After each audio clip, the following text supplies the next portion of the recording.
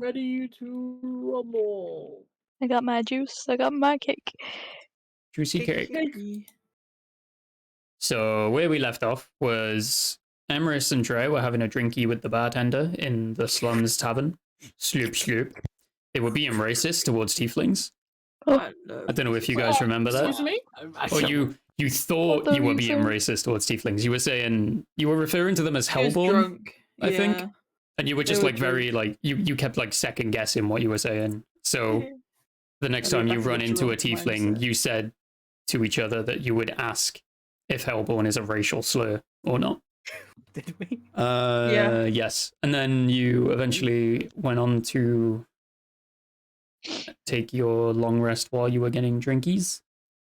Rudy and Grug are still in the field where Rudy's mother's grave is. Grug is currently invisible and unhearable because he is holding a cursed vial of poison that for some reason has that effect on him after rolling in that 20, you bastard. Nethrali is still on the ship with Fizban, Vivix, and Lawsuit. And we enter, starting at the tavern. No. Lawsuit is with us.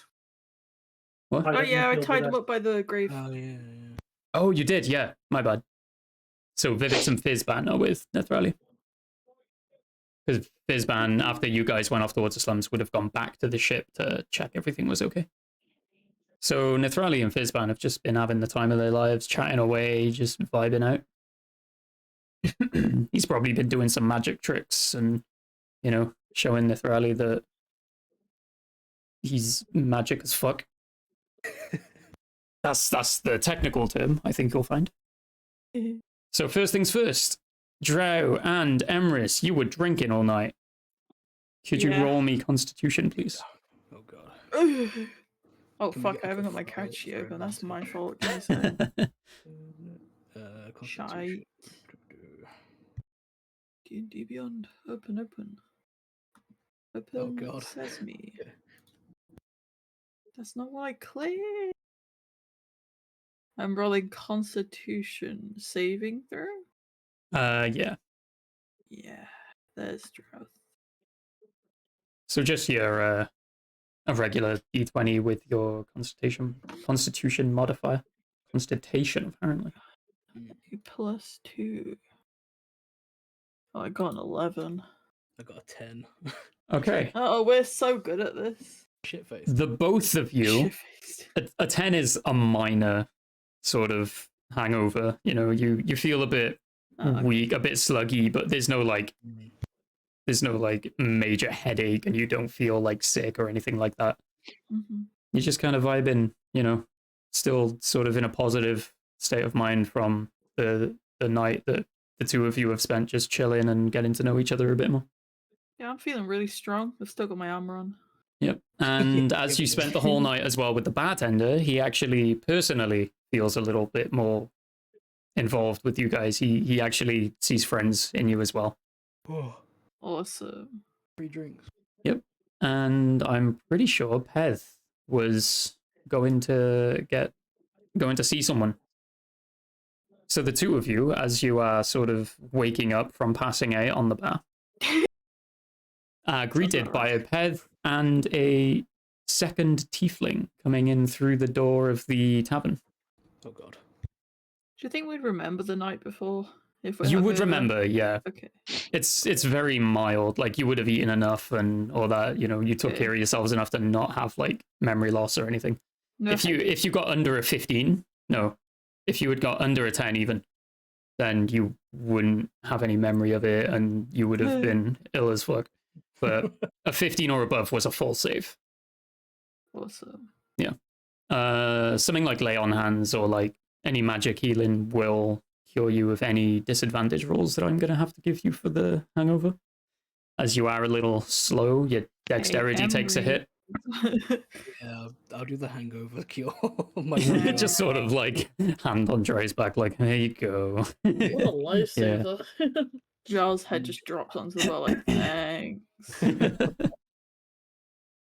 You have long rested, you're in the disadvantage. So everyone is long rested as well. Everyone is full health, full slots, everything. Yippee. Yep, there we But go. yeah, as Peth walks in, he sees the two of you sort of like healing each other up and like getting back on your feet, and he greets you with the tiefling in tow and says, "Ah, friends, hello. How was your night? You look like you had a great time." He looks very cheery, like he's been well rested, but you can clearly see that he has not changed out of his armor. He's still, wandering about the exact same state he was the day before. Hey. There's a tiefling, right? Uh-huh. Oh god. The Hellborn tiefling that was previously mentioned to you. Yep.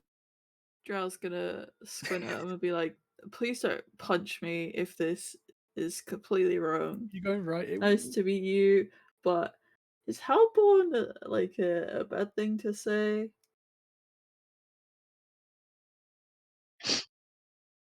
Yeah, the tiefling is going to kind of mimic the squinty face, squinting back and go, "Depends. Do you mean it that way or not?" No, we said it, and then we were drunk and we were like, "Is that a slur? I don't want to say slurs." I think personally I would not consider it a slur unless the intent is there. For me, yeah, I was born in hell. That's where I was raised, and I'm proud of that, so Nice. I take it in a Cool. good way. I'm guessing it's different for different people, I'm guessing then.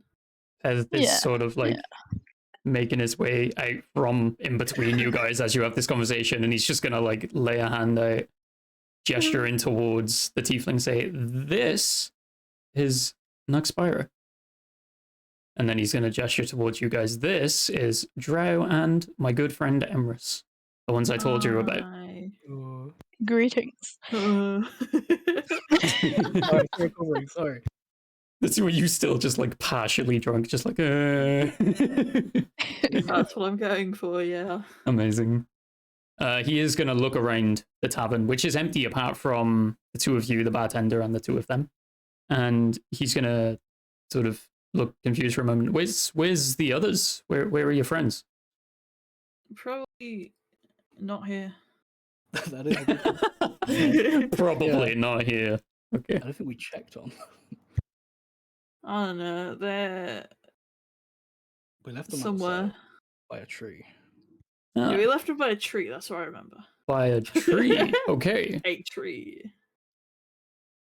Wonderful. That's definitely responsible. You're welcome. He's sort of keeping that like stoic nature about him, just sort of judging you silently. Love it. Oh. Yep. Drow does not care.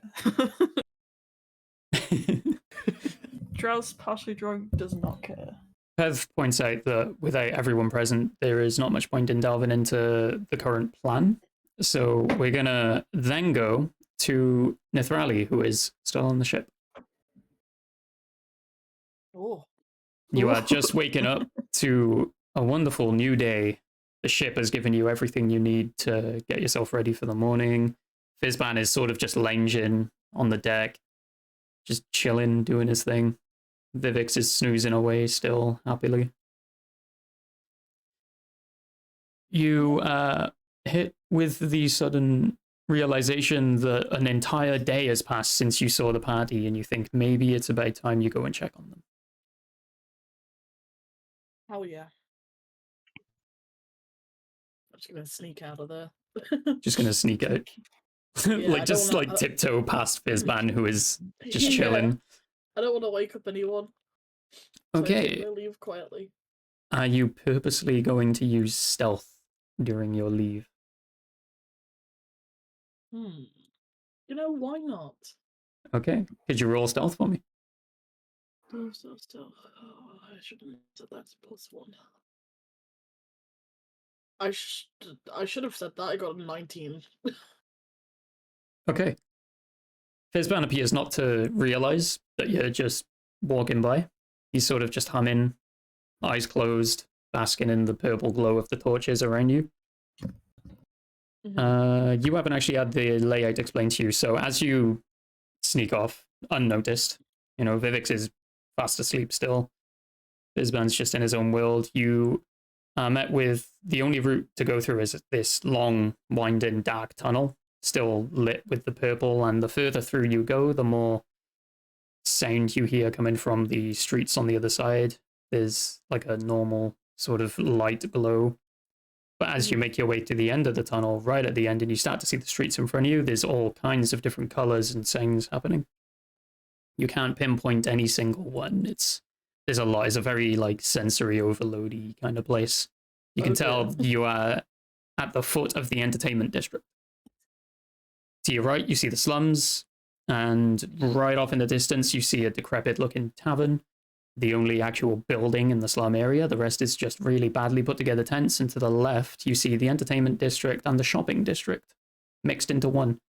And as the pathway going through sort of spirals up, you see at the top there is a pitch black castle.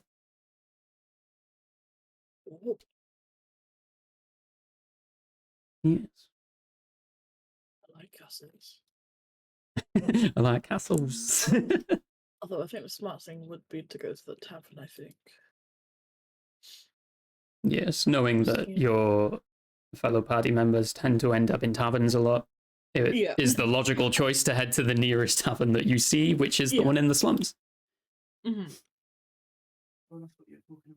So you make your way through the slums. You, on your way there, through towards the tavern, you're seeing people like they look like beggars. Just the locals of this slum area. They're all just very worn, thin, just lying on the roads. You know, they clearly aren't living their best life.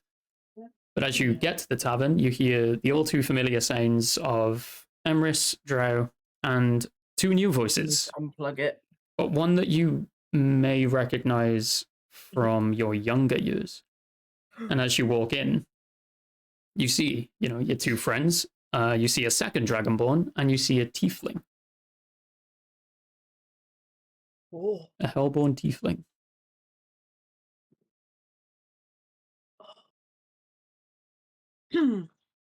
Well, isn't it nice to see you lot again? Yeah. It's been a while. I may have slept a little too much. I apologize on that part. You've been asleep this whole time? Well, not this whole time, but most of it, maybe? I don't know, it was all a blur. Emrys has already turned back to the tiefling. Like, when I say hellborn, I didn't mean it like that, Yeah. It's like saying Boulderborn. Yeah, no, it was a bit like that. It's never struck you because the conversation hadn't come up until the previous night, but you are actually now realizing as Nithrali walks through the door that Nithrali is also a hellborn tiefling. I just stood there, arms crossed, like, what about hellborn here? Oh god, okay. Just gonna step behind Drow. Just like, you guys better not be getting yourselves into trouble. Where are you stepping? I'm pushing you in front of me. I'm just scooting the change. You're heavier than me in this armor at this point. Drow is not moving. Drow is sat on that chair. Do a strength check to push Drow off it. Just scoot me along the floor. Wreaking havoc as always, I see. Drow is just too far in their own head to even care. Yeah, the two of you just sort of like bickering, trying to like push each other in front of each other to address the point of the no, Drow thing. isn't pushing anyone. Drow's just like, oh. Emrys is like awkwardly trying to get behind her, but she's next to the bar, so we can't get behind. Heather's just sort of stood in between everyone at this point, sort of off to the side towards the back wall of the left side of the tavern, just sort of watching in awe as you all stumble. Mm-hmm. Well, this is a good start. Yeah. And now we go to Rudy and Grug. Still in the field. And Lawsuit, of course, yes. My baby. Rudy sort of stirring awake. Grug still watching the edge of the slums. He would have seen Nithrali enter the tavern at this point, by the way. Grug would have also waved at her and not really understood why she wasn't waving back. Yeah. Grug would simply assume that, you know, her eyes are set on the tavern, she's going in, so maybe she didn't see you because of that. But as Rudy starts to stir and sort of wakes up a bit, Lawsuit's still fast asleep with the cut open bag just laid over him there. Rudy sort of looks over the Lawsuit, looks at the grave that he made in his adolescence for his mother, and he sort of, well, that's enough time to think to myself. Let's, I guess I better go find where the others are. And he's gonna wake Lawsuit up, grab the lead with the wooden spike that's sort of putting it in the floor. He's gonna fold up the backpack and he's gonna use mending to fix the backpack. And he's gonna put everything back inside it. And he's gonna lead Lawsuit to the tavern. Agree. Wait, no. No. Right. Do you want to play this in character of you not being able to hear me, or do you want to just hear? Do you want to hear the whole thing that I'm saying? Go on, go for it. Which one? All the full out. thing? Yeah, go all out. Okay. So, Rudy, look. So I got this poison jar, yeah, and it's really, really strong. But I don't really know what it does. And I've also got these, and then I'm gonna put the poison glass down on the side, and then that's where I'm assuming Grog pops into view. Okay. And I've got this one, which is a revive. So it might help. And then I've also got this one, and then I'm gonna pull out the other one, and then I got another one, but it's in the bag somewhere. And then I'm just gonna look up expecting so to hear everything I say. As Grug puts down this vial of poison and pops back into Rudy's view and is mid-sentence as he pops into view, Rudy is just gonna like jump a mile, like jump out of his skin and just scream, "Bloody fuck, what the?" And then he's gonna like realize who it is. Where the fuck did you come from? I've been here the whole time. I watched you all night. No one came. I protect. Watched you sleep. I mean, I asked to be alone, but thank you, I guess, for looking after me. Well, I mean, you were alone because you were asleep, but I was just protecting. I was in the night, you know, bringing justice. Sorry, I slipped back into Batman for a second. Rudy just lets a smile form on his face, and you can see that he appreciates the thought that you've given him. But Rudy, I got something specially for you to help. Oh? And I'm going to pass him the two vials, one that speak with the dead, and one that has the revive, but I don't know what it does. He takes both, one in each hand, reads them, and says, "Thanks, friend, but this one," and he lifts up the speak with dead, "I don't know if it's going to work." Oh no, I take it and I'll speak to her and I'll sort of like act as a translator for you. Aww. But you can see Rudy, after hearing that, immediately just starts sweating, like the nerves are coming over him. He's really terrified of what the result of this could be. Grugsy, and this is instantly going to go into, oh shit, have I overstepped? And he's going to start twiddling his thumbs and be like, look, you don't have to, but I didn't think it was fair that you couldn't speak to your mum. So I wanted to help, and I thought that I could speak to her, but for you. And he's just going to look up, trying to gauge the situation at this point, not really knowing what to do. There is a single tear that starts rolling down Rudy's face. He holds his arms out and goes into Grug for a hug. And he's just going to hold him tight for a few seconds. Aww. Thank you, my friend. Let's give it a try, shall we? Oh, okay. And then realizing that he still has the other potion in his hand, he's going to say, you said you didn't know what this one means, by the way, right? He said revive, so, you know, I didn't know if maybe it could bring your mum back if the speak one didn't work. He points at the grave and says, bit too long for it to work here, but might be worth holding on to. And he gives it back to Grug. Okay. I'm going to satchel it. Yeah. And then I'm going to pick up the poison one. You disappear from Rudy's view, and he's just looking around panicked, like, Grug? And then I'm going to pop it back into the satchel next to everything and be like, yeah, what's up? As you reappear, he's, what the? Could you take that back out of your bag 1 second. Okay.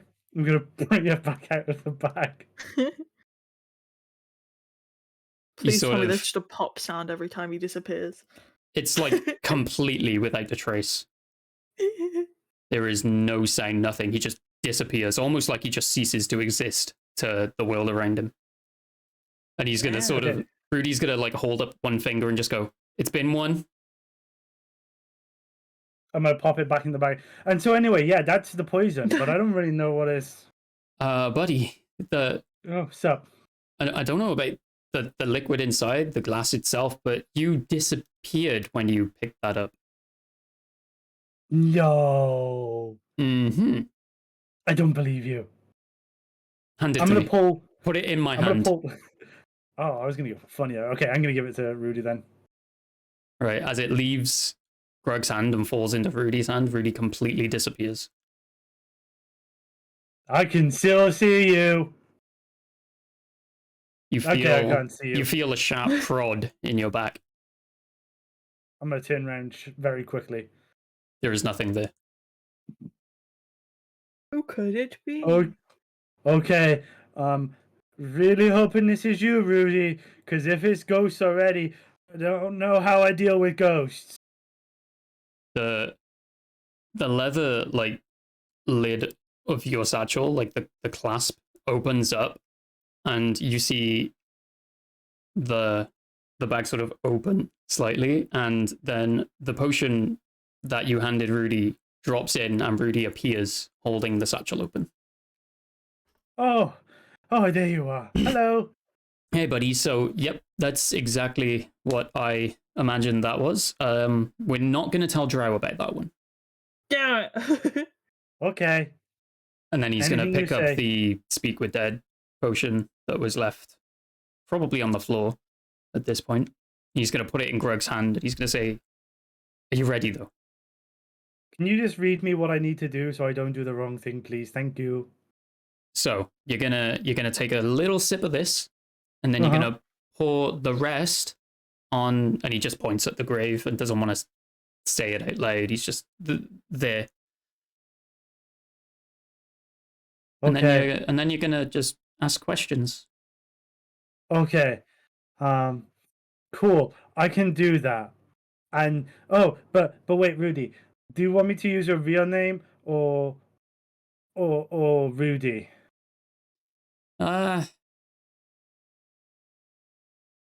Well, I guess Rudy at this point is your real name. So I guess the better question is, which name do you want me to use, buddy? She always said Rudy was my best name. Then we shall call you Rudy. Sounds great to me, buddy. And then with confidence, I'm gonna do exactly what he's instructed. Mm-hmm. So as you take a sip of this drink, it tastes almost fruity in a way. There's no like. Does it taste like Mango Loco? Oh my god. It can do. Yes. You do get a hint of like berries in it though, because unfortunately for you, the recipe doesn't include mangoes. Damn it. Oh. But you do feel different. There is a cold sensation that runs through you as this potion courses through your body. And as you pour the rest of it onto the mound of dirt where Rudy's mother is buried, you notice that a blue light connects you with the grave, like almost like a tether between you.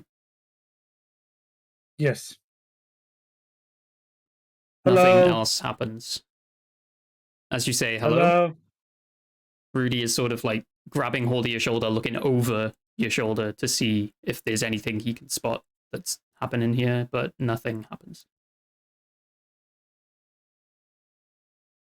Mama Rudy, where are you? Rudy, sort of frustrated, is asking you what's going on. Currently nothing, I'm just cold. The cold means that it's the right potion. Is it defective? And he's going to take the empty vial from your hand and just... definitely the right one. Are you doing something wrong? What was your mama's name? Maybe if I call out to her using her name. Elena. Elena, are you with us? Still no reply. Motherfucker's using a Ouija board. Yeah. Are you in the room with us now? No, fuck Are you up. here? But no Are you matter there? how you try and grasp onto any sound that you might hear, there is no reply from inside the grave.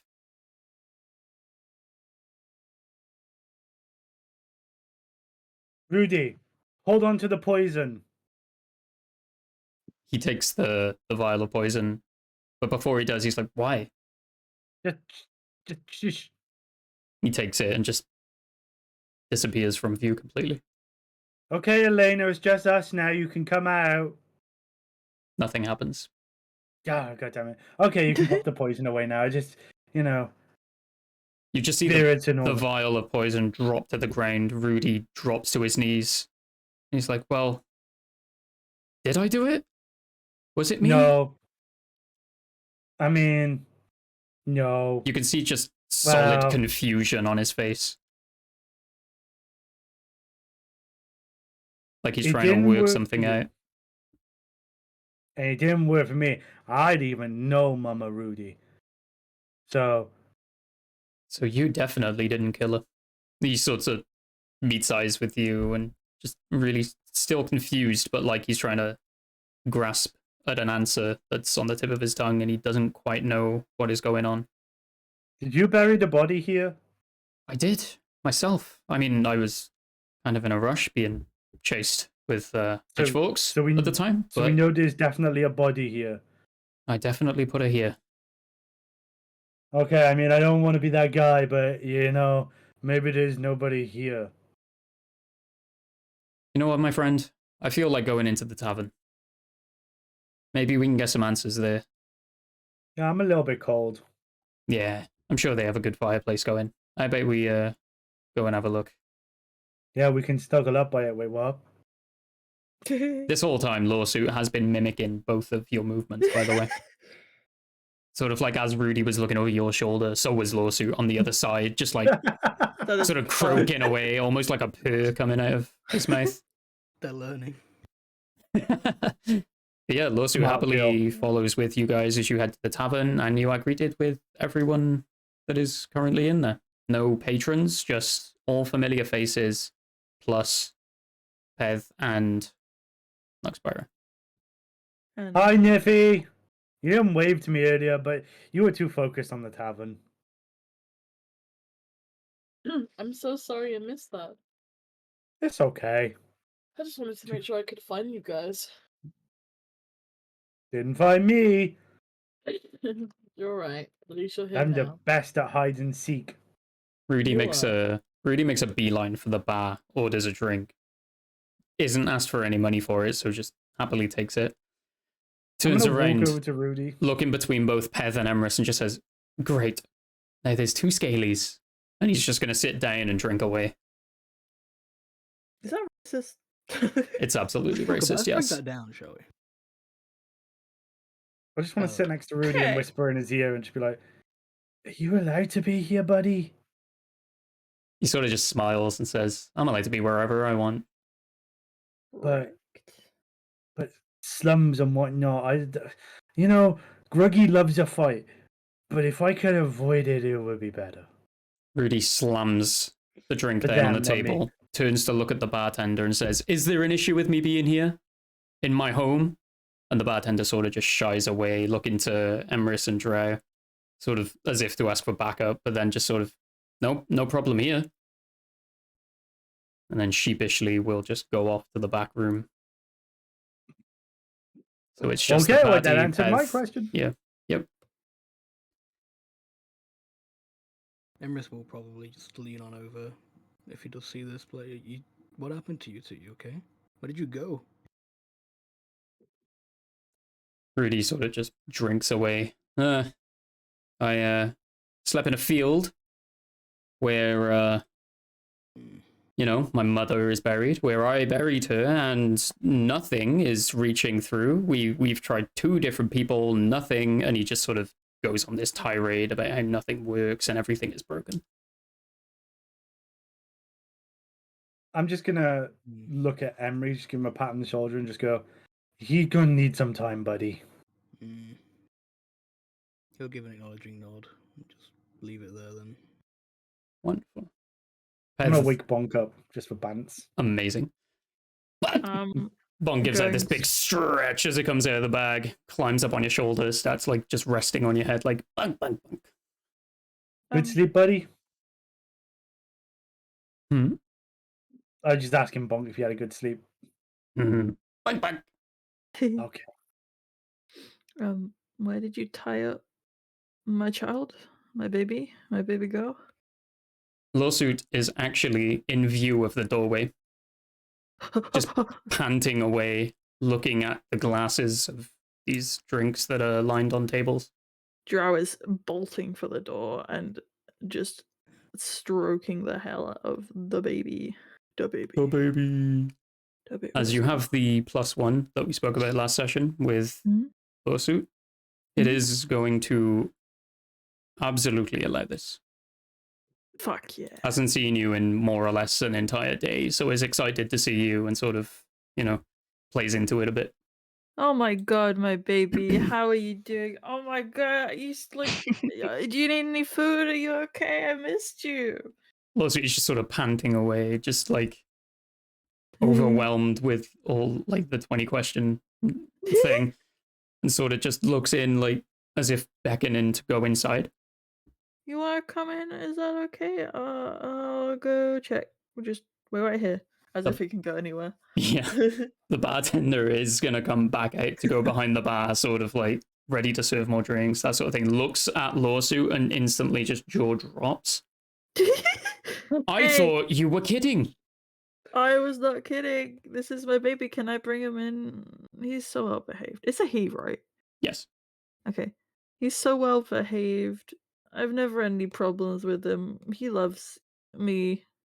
The bartender reaches underneath the bar, pulls up just a massive chunk of meat and says, "Here you go." And just places it on top of the bar very carefully with like a sheet underneath it to prevent any of the blood dripping out. Yes. Yes. And they're gonna take the leash and take him inside and be like, "You better behave." You remember what happened on the ship? Yeah. Lawsuit bounds through the entire tavern in 2-3 steps, maybe. Jaws latching onto this giant leg of meat and just tears it apart. Yeah. The whole thing drops off the bar onto the ground, and Lawsuit is just going at it, just very happily. Like, cheering him on. Like, yeah, get it. Yeah, get it. Rudy is sort of leaning back on his chair, still watching everything and just sort of drinking away, sort of processing everything, and just goes, "That's like the 3rd one." As he has been feeding Lawsuit using food he took from the ship. Yeah, that's fine. He deserves all the food. He can be a fat little fucker if he wants to. Heath is watching all this, by the way, and is just kind of like, what the fuck?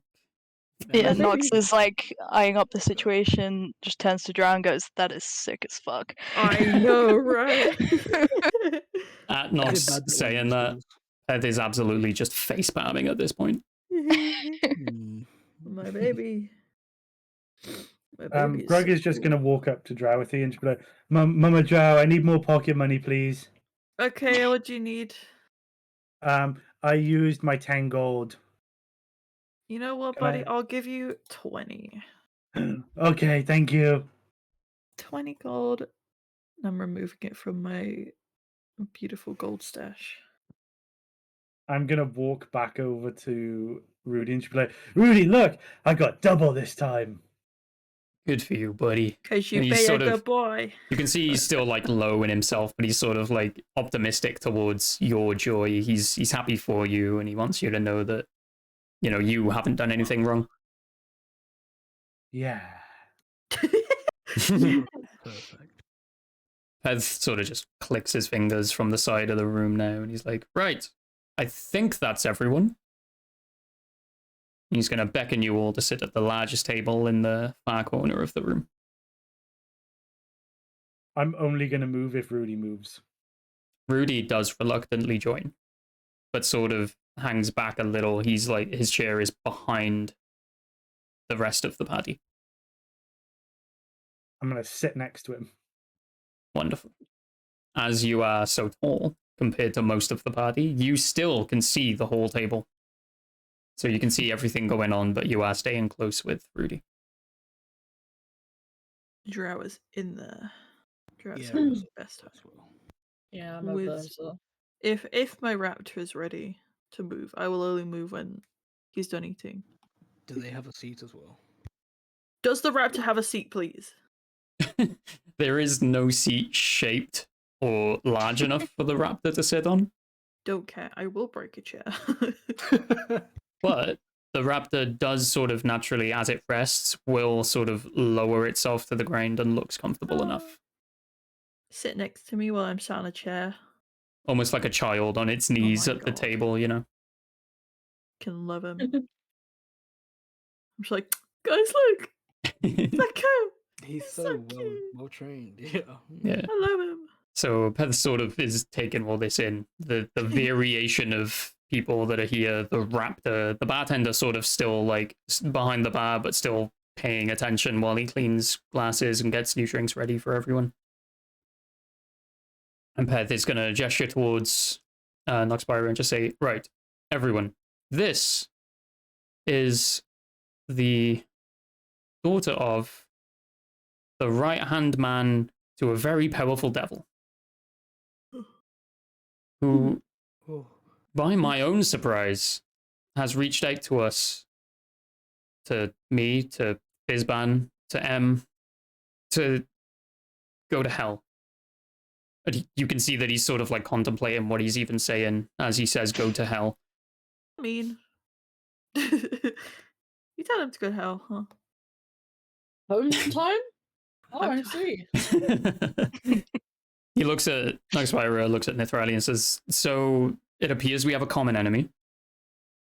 And if you are all willing, we do want to band together with devils and demons to take on this dragonborn orc army.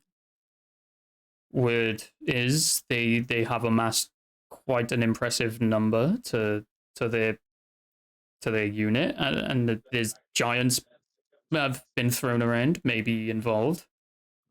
There were Goliaths that were spoken of. It's kind of scary. But the leader, and he looks at Emrys, your uncle, 20 years he has been biding his time to do this. The gods only know who he truly has on his side. The plan is I find M with maybe, and he points at Rudy, which is a shock to everyone, and says, maybe with your help. And Rudy sort of taken aback, is like, M? Who? Not piecing together still that M and Marduk are actually the same person. But the rest of you, I think, have figured this out already. Okay. Peth is going to sort of address the whole M thing, say, Marduk, the deity of the slums, your people. And Rudy is just going to fall off his chair. Drink pouring all over him. Just, the fuck? I think you've had a little bit too much, Rudy, buddy. He sort of stands himself up using Grug as like almost like a climbing frame to like bring himself up. I think Greg would just, like, at the moment he tries to start picking him up, Greg would just, like, one-handed pick him up. Yeah, the hand underneath him, just lift him. Thanks, buddy. Marduk, the Lord of... Oh, my. The pure, the bringer of justice, Marduk? You mean my actual god? We're gonna go find him. And Peth is just smiling at this point, just, And the rest of you, I believe Noxbyra has a little mission you can do in the meantime. And then he gestures to Noxbyra to take the spotlight.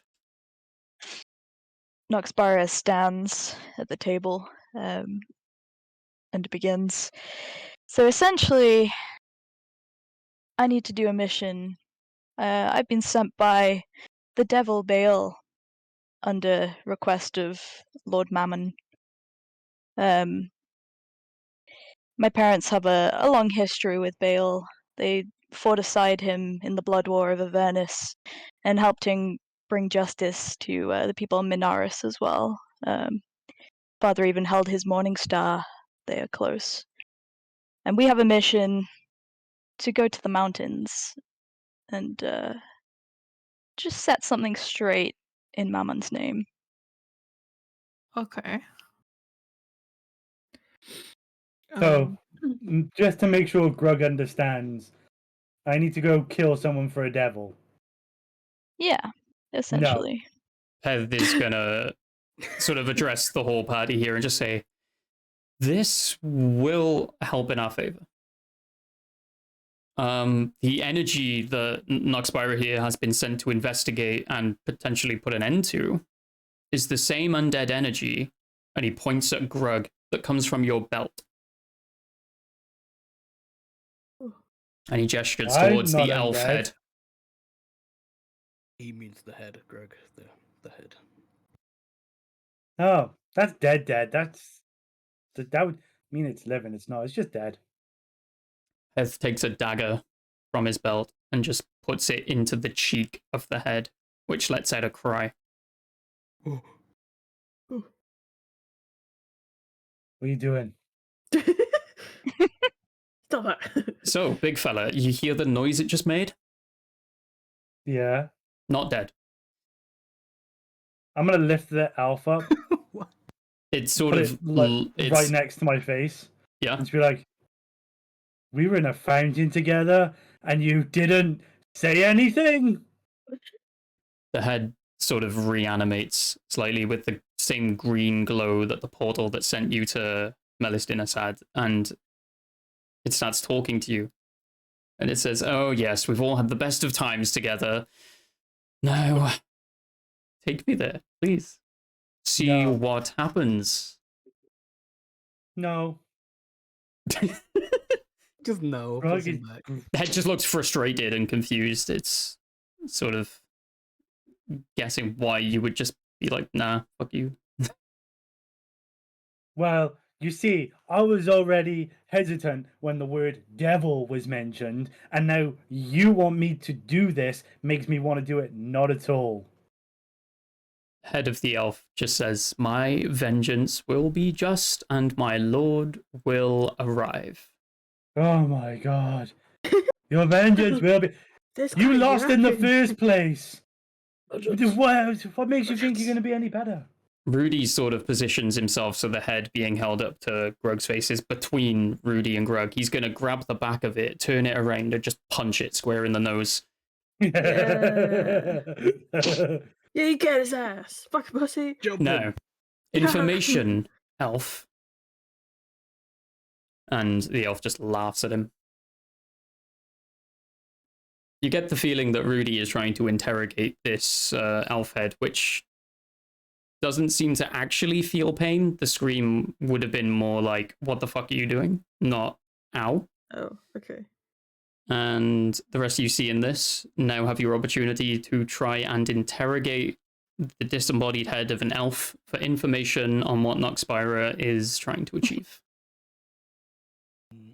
You will potentially be able to deem whether it's worthy to go on this quest and what it may actually entail in itself. So if there's any questions you guys have for the head, now is the time to ask. Oh, good point. Okay. Nox is gonna grab one of her flaming daggers from her side, slam it into the table, and turn to the head and be like, look, Baal tells me some creature from Minaris that Mammon has overlooked has escaped and is gonna cause him some problems. So Baal needs us to take care of it. I want to know what the fuck you know about this problem. The elf sort of just smirks, just unaltered by the sass you've just given him. There is no roll to make because he has no fear. There is no persuading you can actually do with your intimidation. Damn. But roll charisma. Charisma. Mm-hmm.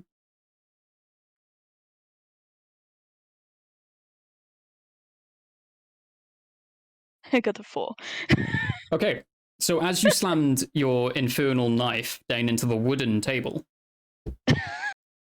it starts to smolder, and just within like the click of a fingers, as you're saying all this to the head, the table goes up in flames.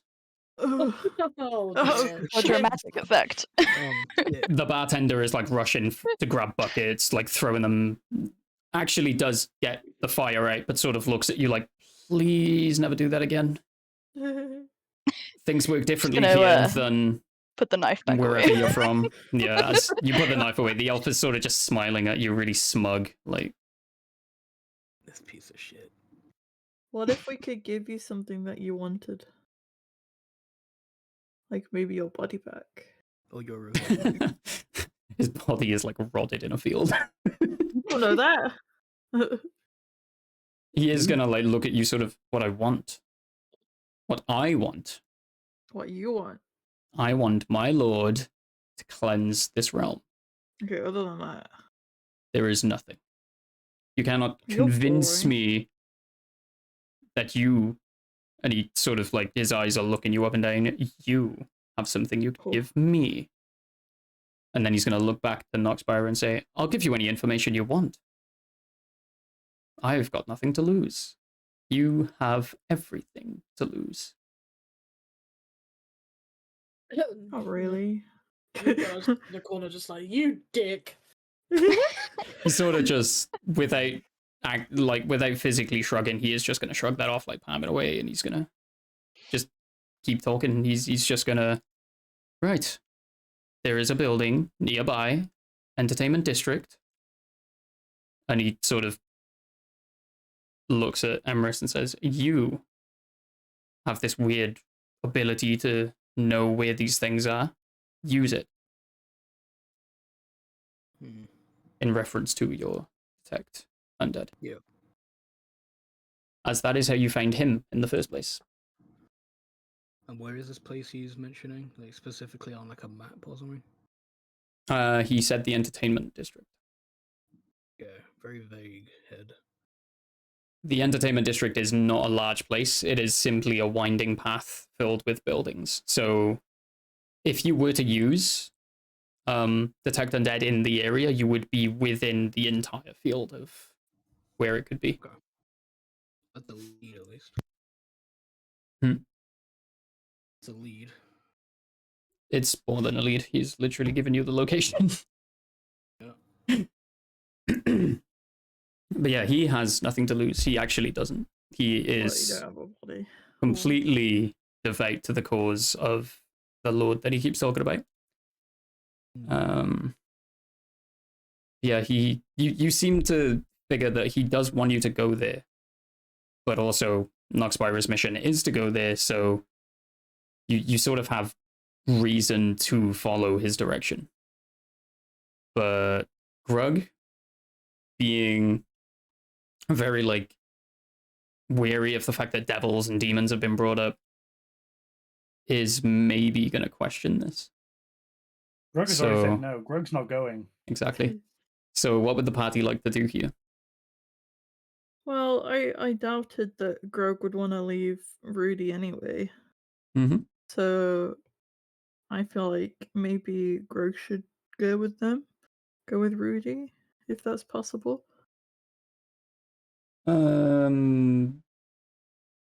even meta gaming, just simply letting you know that if you go with Rudy, you will not be present at all for the rest of this session. Oh, okay. So, no. Also, is Rudy going to hell? No. He's going to find his deity. Okay. Marduk, the red-skinned, four-eyed, four-eared fella. And he is going with Pez, who already knows where Marduk is. And is this little mission the only thing the devil wants in return for their services? Pez, upon this question, will look at you and say, we're not giving a service. We are fighting a common enemy. This is a cause that we're fighting for.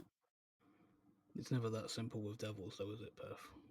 Not usually, but I actually didn't ask for anything in return. What cause are we even on about? I'm real confused because I'm just a guy, just making his way around, in love with a girl, Just a guy. being told that I've got to go to hell and I've got to fight demons for demons. I guess you don't have to, Grog, but okay. I just kind of assumed we were in this together, Pez with Hell's a fun place. Pez with what you guys clearly can see is disdain is going to look at Grug and just say, well, the army marching on hell has people that look like you. That's racist. No, it isn't. He simply said they look like you, but he has disdain in his voice. Are you with or against the cause? Fucking cause! Grug's not been here for any of this. I don't even know what's going on. Have we explained this to Grug yet? I don't remember. No one has said anything to Grug, hence why Grug is like getting so irate about this. Yeah, Ped is quite literally just relying on Emrys to have spoken to Grug about this. No one has. We've not even had a chance to, have we yet? Because, well, in Ped's mind, Emrys is the leader because he is the Dragonborn and he is very proud about his ancestry and all that. So he's going to assume that Emrys is the leader and that he's informing the party of everything when he hasn't. It could not be any further from that, Jesus Christ. Right. That is not the truth. He's the worst communicator whatsoever. Rudy at this point, however long. Rudy at this point is going to sort of address the whole Grug refusing situation, and he's going to say, well, this mission that everyone needs to do while me and he looks at Peth and just said, Scaly over here are going to go do something else. It's relevant to what sent us to Melis Dinas, buddy. It's the head that is currently looking at me weird is tied to this. If that thing that they were talking about gets out, who knows what might happen? You might be saving the world, Grug. But it's for a devil. This is I'm so confused. Grug at this point is going to look like you've given a toddler, like, asking it the question of life. His brain just doesn't know what is going on, and it's just like... Okay, so without going into a long-winded dialogue, Rudy is going to remind Grug of everything that happened in the farmhouse, and he's going to say that the energy detected from this mission's area is the same energy as that. Hey, I don't like this, but I'll do it. Rudy is very like single track mind. He's like, yeah, but I know you don't like this, and he's sort of just thinking about the fact that he's about to go meet his literal god, and he's just gonna grab Peth and be like, when can we go?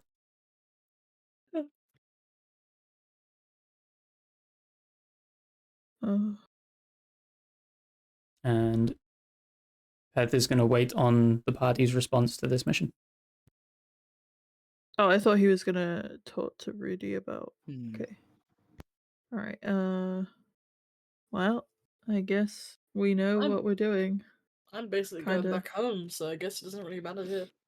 We can visit your family. Yeah, Nithrali is absolutely convinced. Hell yeah. No one keeps Mammon waiting. And another thing that is going to stick out in Nithrali's head is Nithrali was the ritualistic sacrifice the last time this energy cropped up. So Nithrali might see a little bit of revenge in this. Nithrali's in the corner like, those bastards are gonna get it this time. Does the name Mammon ring a bell to any of us? Anyone with any knowledge of the Hells will recognize the name as being a very powerful being. He's that greedy boy. Yeah, Mammon is the sin of greed in common mythology. Yeah. We're working for the sin of greed. Oh god. Well, we're working for Baal underneath not- Mammon. The way this has been explained to any party members with an intelligence above Grug's will understand that you are actually not working for a devil. You are collaborating and working with a devil to fight a common enemy. Yeah. But I feel like Emrys sees it as you never work with a devil. Yeah. This is Grug's point of view as well, which is why Grug is so getting irate about it. At least you've got the back knowledge. Yeah, Grug just doesn't know anything. Yeah, and also, just to point out that you would see Nithrali as one of these creatures that you are very suspicious of, and you have been working with Nithrali since Act 1. But when he says Hellborn, he doesn't mean it like that. You know, it's different. Yeah, we're just making sure we're not racist. I'm the exception, am I? I mean, there's a difference between a tiefling and a fucking full-fledged devil, though. Yeah, does Emrys know that? Not when the two tieflings in the room actually have worked alongside devils and demons in the past, and Noxpyra being one that is loyal to a devil. Yeah. And they are both warlocks. Oh my god. So you see a lot of similarities between the two.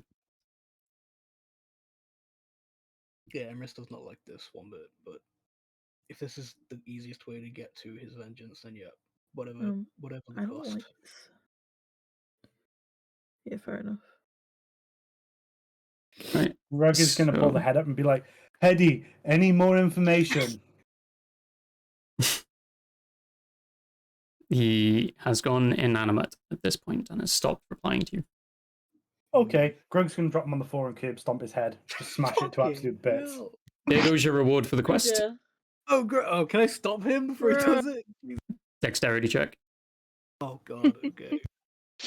I'm just trying to grab his... And I want Grug to make a strength roll. Oh god, okay. Oh, no, That is 500 gold, by the way, that you're stamping on. You are forgetting Grug has zero concept of gold. Yeah. I just asked Drow for pocket money and thought 20 gold was a lot when she's holding like a lot more than that. Yeah, you've got like, yeah.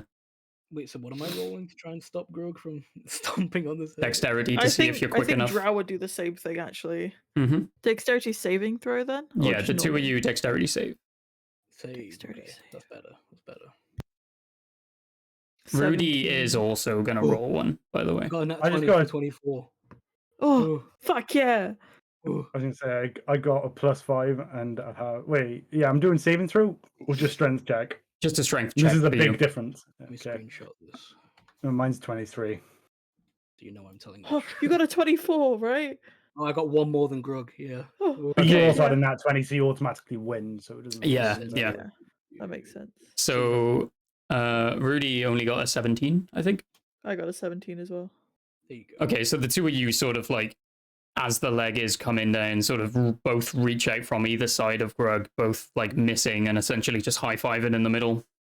As Emrys actually falls into Grug, his leg catching the head, kicking it up into the air, and it landing directly in the middle of the now charred but cold table.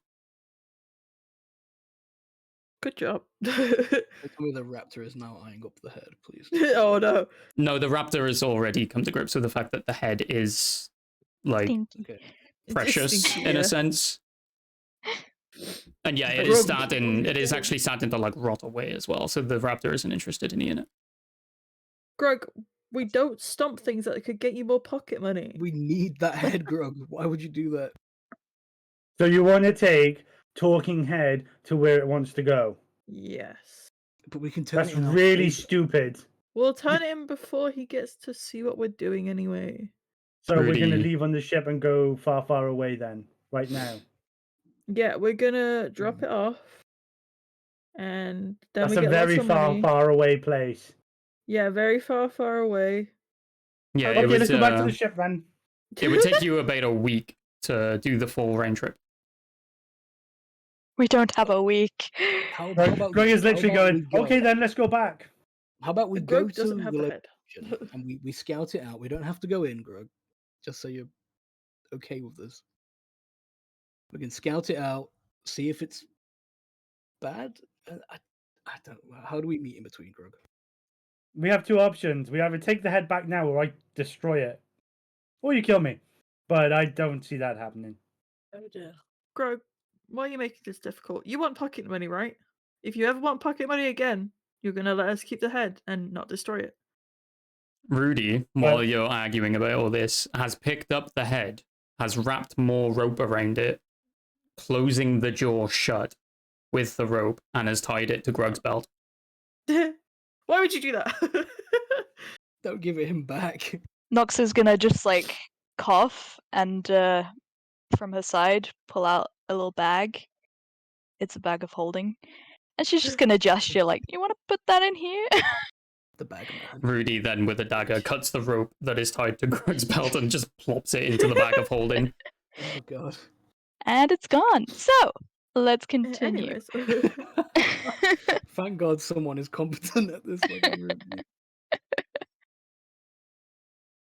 Rudy will quite literally instantly upon dropping it in as well just be like, so are we trusting the devil people now? Yep. No. You can't say that, Rudy. As Grug says, no, What's he's wrong just with gonna your be racist he's just gonna sort of he's gonna address Grug's no as just, you know, Grug is uncomfortable, what can I do to help? And he's just gonna sort of hand on shoulder and just be like, come on, buddy, we fought against the same energy before, it did good for us. Who knows, we might do good again. And there's few and far between with this bunch of idiots doing good. Yeah, there is. And then he's sort of just going to smile and be like, I'm off to meet Maddock. And then he's going to grab Pez and they're both just going to leave. Oh, bye then. We'll look after your child for you, just referencing to Grug. Rudy sort of waving you off as he leaves out the front door. Not even gonna say bye to Grug. Damn. Damn, he must be in a mission. Poor Grug. So it is just the lot of you left now to either go on this mission or argue with Grug until they're back. And they spent the rest of the days arguing with Grug. No joking. So the head said we need to head to the entertainment district. It So said head. Sorry. I vote we do that first. Me too. I Is that think okay that'd be with you, quite Greg? wise. The bartender I'll catch you is also looking at all of you talking about this after everything has just happened, and he's sort of just holding out the 5 drinks that he's made for you guys, and he's just like, one for the road, or you guys going off to do something? Yeah, I will drink all of them. I look back and just grab the drink. Damn it. Quick chug. Drow grabs 2. Right, as the 2 tieflings both make their way to the bar, he's going to point at one and then the other one go, twins? Nox is going to give him a death stare and go, I also give a hold death your stare. tongue. It'd be really funny if you both said hold your tongue at the same time. Like, I know we're both tieflings here, but seriously? Right. Dude, we're probably from Roll different circles of intimidation. hell. With the hold your tongue specifically. For fuck's sake, I got a 4. My intimidation is +3. In a mocking fashion, like he's smiling as he does this, he's going to stick his tongue out and he's going to put 2 fingers just around it and go, there you go. So much. Grug And is then he's just gonna going to stand laugh up and sort of... and just look very intimidating at him. Okay, roll intimidation. Uh-oh. 17. And the moment Grug stands up, before he's even put the look on his face, the bartender has actually held his tongue, and he's no, and he just walks out the back and just leaves you guys to it. Nox rolls her eyes, grabs a drink, and just chugs it. We have destroyed this man's livelihood in one day. Drow is drinking too. Yeah. So you all finish your drinks, and ultimately, I believe Grug is still very much on the fence, but still has Grug has that said like, he'll catch up. yeah. I feel like But still has that sense of like, if I can do good, then I want to, and ultimately has decided to go with them, but following in suit rather than leading the pack. I think if Emrys sees Grug hanging back, though, he's even if Grug doesn't want it, he might try and stay just a little bit, just to. Even if he doesn't speak, it's just like when somebody doesn't want to go through the door, you know, it's like, come on, it'll be okay. You don't have I'll to catch do you it up. if we get there. I know. I'll catch you up. I'll catch you up. It's fine. Do you swear? Yes, I just got stuff I want to sort out first. I can help you if you want, Grug. Oh, it's fine. I think Nox would like just turn to Grug and just give him a little more info on like I don't know you, but we need to do this, and just say, look, whatever it is we're gonna find, this thing is gonna cause problems in hell and up here. Like, if we work to stop this thing, it's gonna be good for everyone. The fact that my devils are involved is to protect their own and your own. If this thing gets out, it's gonna destroy everything. I want to stop it.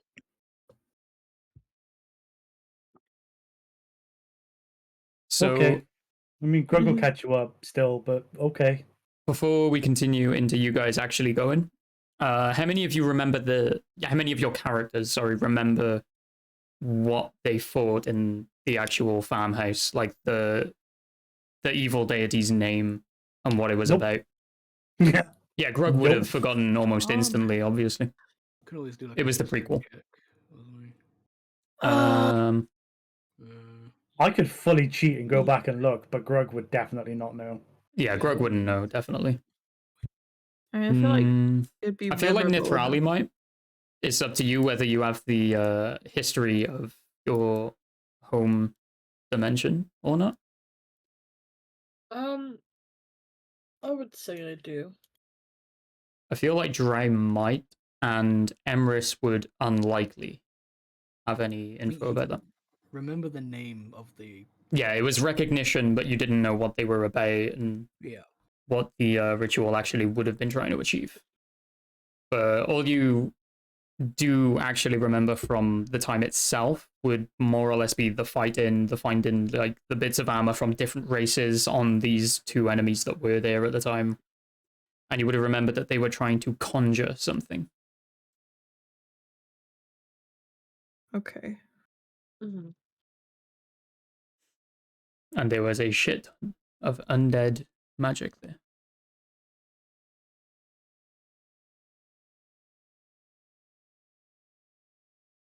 Okay.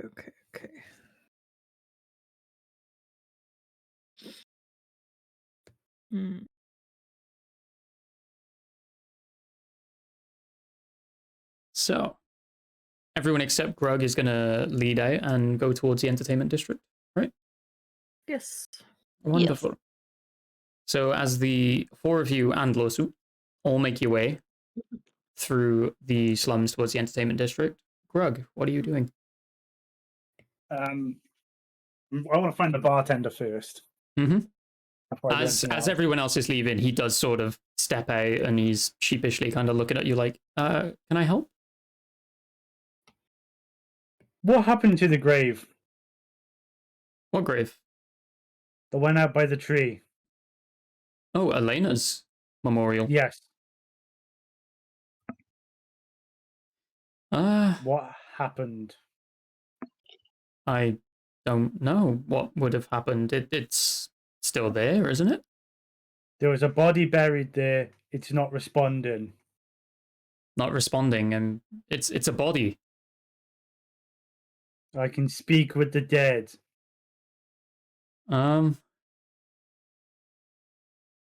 he's sort of just like confused, I like he didn't. doesn't believe you. I didn't kill her. She should speak to me, but she can't. So you tell me now, where's her body? This bartender has no idea what Speak with Dead is, and he's just confused. He doesn't know what to say. He's sort of stuttering and stammering, like no words are actually leaving his mouth. Greg is going to punch the table in frustration and just walk out towards the grave. Towards the grave? Yes. Okay, the bartender does not follow. He simply stays behind the bar. I was hoping he would be scared by the punch of the table. Oh, he's terrified. I just carried your intimidation check from earlier on. He is like bricking it. He's just like, oh, he's leaving. Thank fuck for that. And he's just going to open the tavern to public now, as the rest of you are gone. Yeah. Well, Grug's next thing is just to go to the grave. Mm-hmm.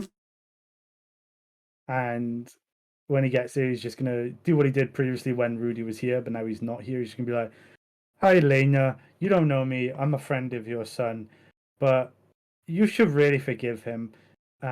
It wasn't his fault. He's one of the nicest people I know, and he likes me. And most people don't. They get scared of me, but he's not. So he's a good person, and you should forgive him. That's really sweet. Yeah. And then as the effects of the effects of the potion have worn off, and there is none of it left. Yeah.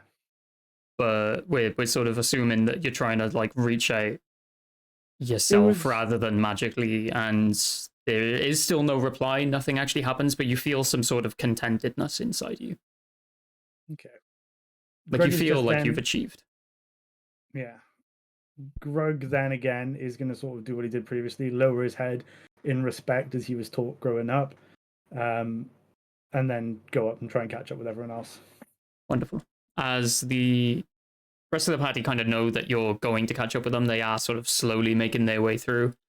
And as you reach them, they clear the rest of the slums, and you are all now stood at the entrance of the entertainment district, which is also right next to the ship port entrance. Right, I guess I'll use a divine sense and try and find this undead feeling he mentioned. Yep. As you start to sort of sniff the air around you, trying to take in any scent of the undead, this is the first time Noxpira has seen you use this, and they are going to be confused.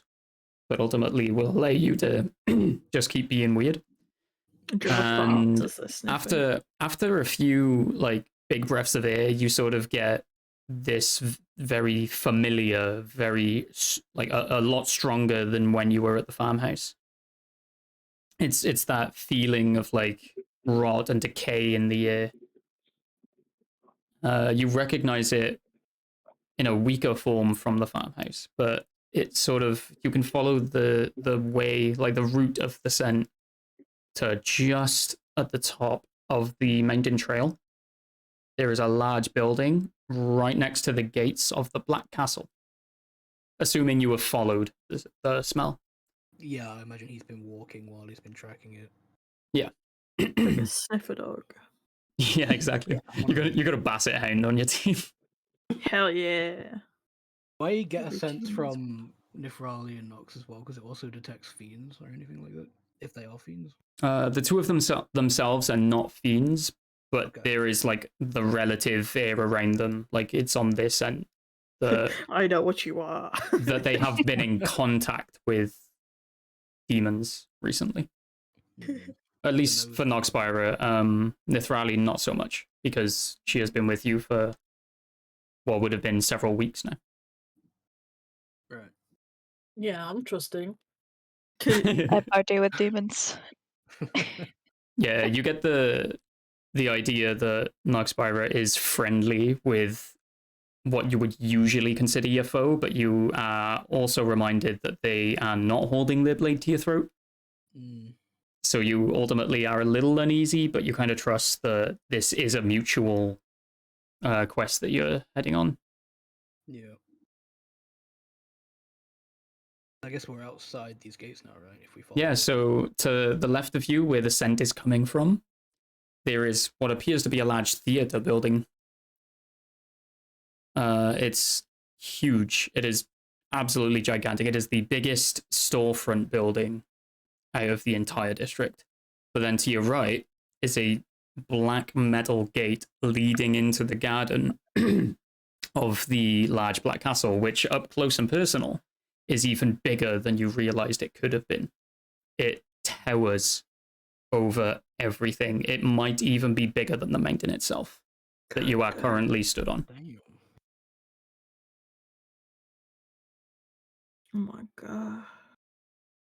As you look through the gaps in the gates and the fencing going around it, which is a very solid material, you can already see just by the way it's crafted, it's very high quality. But as you look through, you sort of see fiery, detailed flowers in lines, almost set up to be like an elven memorial in a way, like something sad in the air around it. Can we like investigate the flowers? You can indeed. You cannot reach them as the gate is in the way, but you can inspect them using just, your regular vision. Yeah. So as you cannot get close to them, it would be a roll for disadvantage with investigation. Okie doke. How high are they? How high up? What, the flowers themselves? Yeah. They're like level ground. It's sort of the mountain that you're on. There is a flat, like almost man-made flat surface to the road that you are currently on. Okay. Yeah.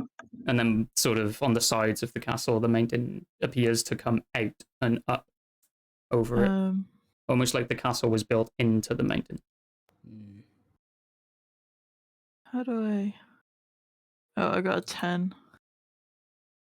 Okay, so you don't recognize the flowers, but you do get the idea that they are relative to fire.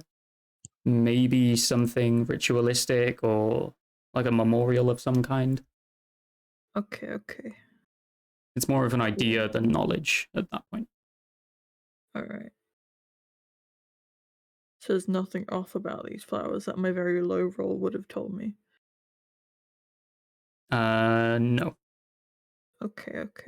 They appear to be tended to and sort of... Yeah, they're sort of set in lines. Almost like rows of these flowers. Almost like a crop would be.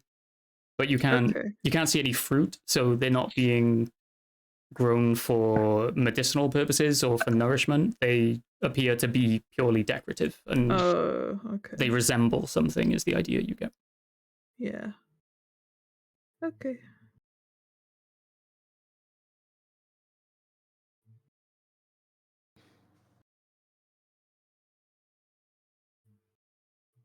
What would you like to do now? Is this the building where the feeling was coming from then? The theater building to your left is the building that the scent came from, the undead scent. The building ahead of you is just kind of suspicious. It's kind of sus. You can see this black castle from anywhere that you have been within Fairwater, by the way. Like, it is it's like a place of pride. You can tell that it was meant to be seen from everywhere. I'll be back in just a minute. I got to the plate downstairs.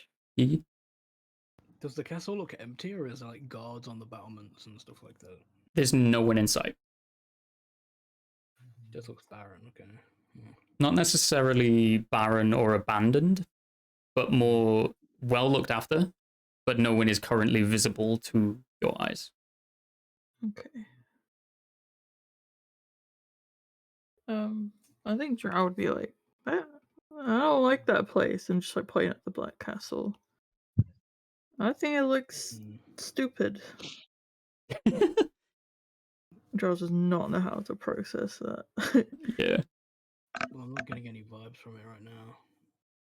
I guess Emrys would try the door of the theater if we can, to see if it's locked or anything. It opens with ease. Right. Is anyone around? Does it seem just like the castle? Like, no, it's nice. As you open this door, there's sort of like a hallway that leads to another door. And you imagine this is where people would like pay to enter, like a box office. Mm. There is, Hmm. sorry, there's a red carpet leading across the floor, and the walls are very well decorated with like what appear to be trophies, and occasionally a bit of like a suit of armor, and then the opera masks on one side. There's a lot of different decorations just lining the both walls. There's a chandelier in the middle, a very small one, albeit still flashy. Mm.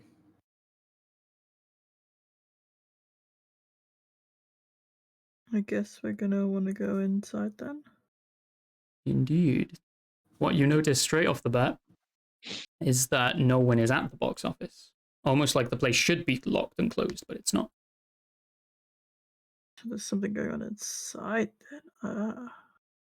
Can we hear Okay. anything like a performance going on or anything like that? Nothing at all. Just complete silence. Do a perception check for me. I'm back. Hello. Can we all roll perception? Good timing. Yeah, you roll perception too. Okay. Everyone. You're investigating before heading through the second doorway into the theater itself, whether you can hear anything on the other side of the doors. Oh no, yeah, no, I'm deaf. Sorry. Yeah. Got 6. Okay. I got a 5 also. I got a Nothing. 22. Oh, thank Oh, God was there? for Alfie's ears. At I got least a someone has 22. ears here. Okay, a God. 22. As the rest of the party are sort of just distracted, looking at all these decorations on the sides of the walls through the hallway in the box office area, Dreo has stepped right up to the door and positioning their ear sort of against the glass, the stained colored glass that you cannot see through, but it's just very pretty. You hear a low rumble, a very low, almost like a Gregorian chant, Mm. and you instantly recognize it from the farmhouse. I'm gonna be like, guys, farmhouse noises. Oh god, not again. We know As what long you as mean it's not by sheep, farmhouse I'm okay. noise. So Nithrali and Noxvara will not know what you mean by that. I don't I'm hear just any cows. blinking The blankly. important people know what I mean, it's fine. I'm joking. Oh god. That's Sorry, that was really mean. it. I'm gonna cry now. Just as you blink at Drowse could be like, the farmhouse, as if you're actually there. Like, you don't remember this? Nithrali was completely unconscious through the entire farmhouse fight. Yeah, I know, but Drow's just like not observant. He's gonna be like, oh, wait, right, okay. Great at deception, not very good at perception. Just isn't good with people. Doesn't remember who was there. Just knows that it happened. Doesn't care enough to actually keep Doesn't track. care enough. No. Yeah. Yeah. We've fought something like this before. And that's all that they're gonna say. Is Grug with us by now? Oh no. Grug would be with you, yeah. Right. Grug is just still stropping. He's just in He's a not bit of a helping. mood. Don't care. Huh. Are you okay, Grug? Did you finish what you stayed behind for? Mm-hmm. I don't know if my Uh-huh. nosegate picked that up. Oh, okay, I did. Yeah, you said Say- mm-hmm. Okay, so on subject, Grug would have noticed this castle as well, even in a straw. It is huge. It is very hard to miss. Mm-hmm.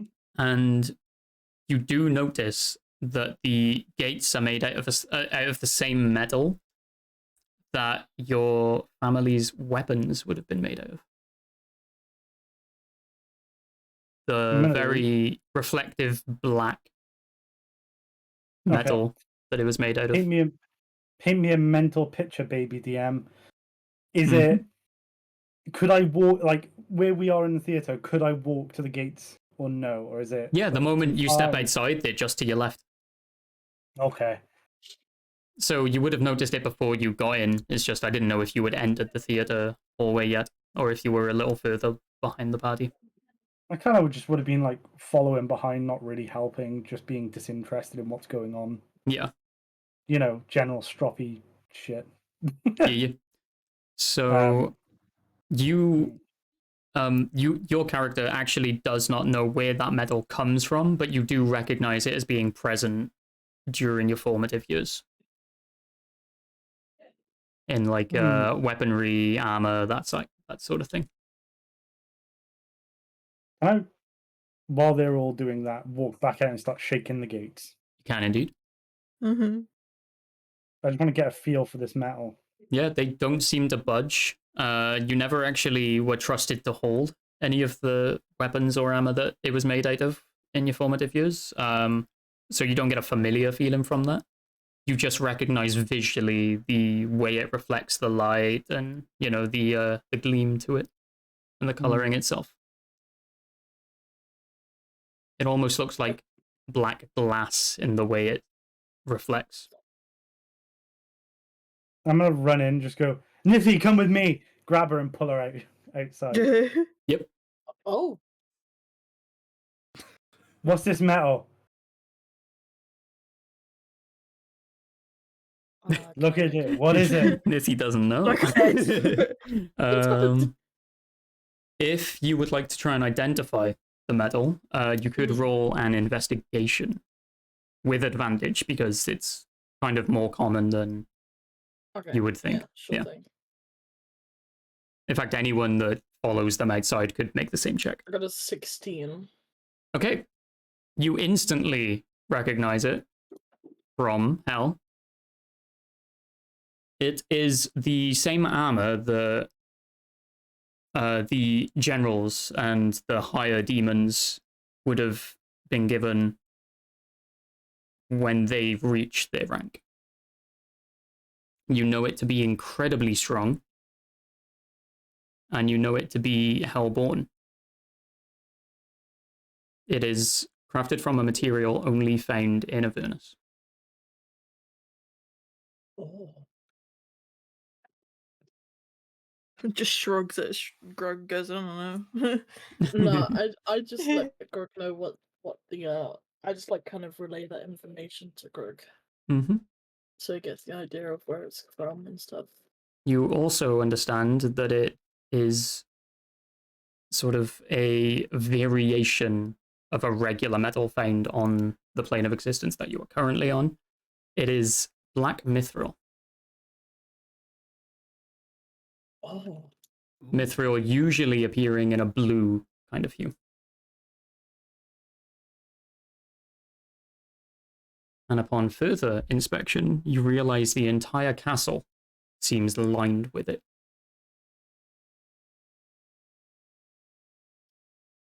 And if I was just like, well, this isn't any regular castle, let's just put it that way. As you're all, I assume someone may have come out to inspect what's going on. Or I wouldn't have cared enough. Yeah, Dre was still listening through the door, trying to figure out what this Gregorian chant represents. Yeah. But knowing fully well where they've heard it before. Emrys, what are you doing at this point in time? If Emrys saw them walk back out after we heard this chanting, he's just at the door, like, what are we doing? Okay, sort of in ear and eye shot of both sides of this. It's like half and half. Yeah. And Noxbaro? Yeah, Nox probably would have come out. From her history, if it was like generals and stuff, as devils, like her father would have had that armor because he was a general under Bael. Interestingly enough, the moment you realize why they're all staring, you actually realize this is the same metal the blades of your infernal daggers are made of. Okay, I'm gonna get out my daggers and be like, just like hold it up, like, and hold them up next to the gates. Mm-hmm. As you're all stood there, like just staring, like looking between the gates, the castle, the daggers, the flowers, you're sort of wondering what the fuck's going on. What is this doing in the mortal realm where, you know, devils tend not to just give out their stuff? And I think we may have found the place we're looking for. The door of the castle slowly opens. And an elderly elven male walks out, approaches the gate and just opens it and says, "What do you want?" For anyone in particular, or just generally to all of you. This is kind of out of the way to the usual district. It's off season, so none of the theaters or anything are actually open. So again, odd that the theater door was wide open for you to just walk in.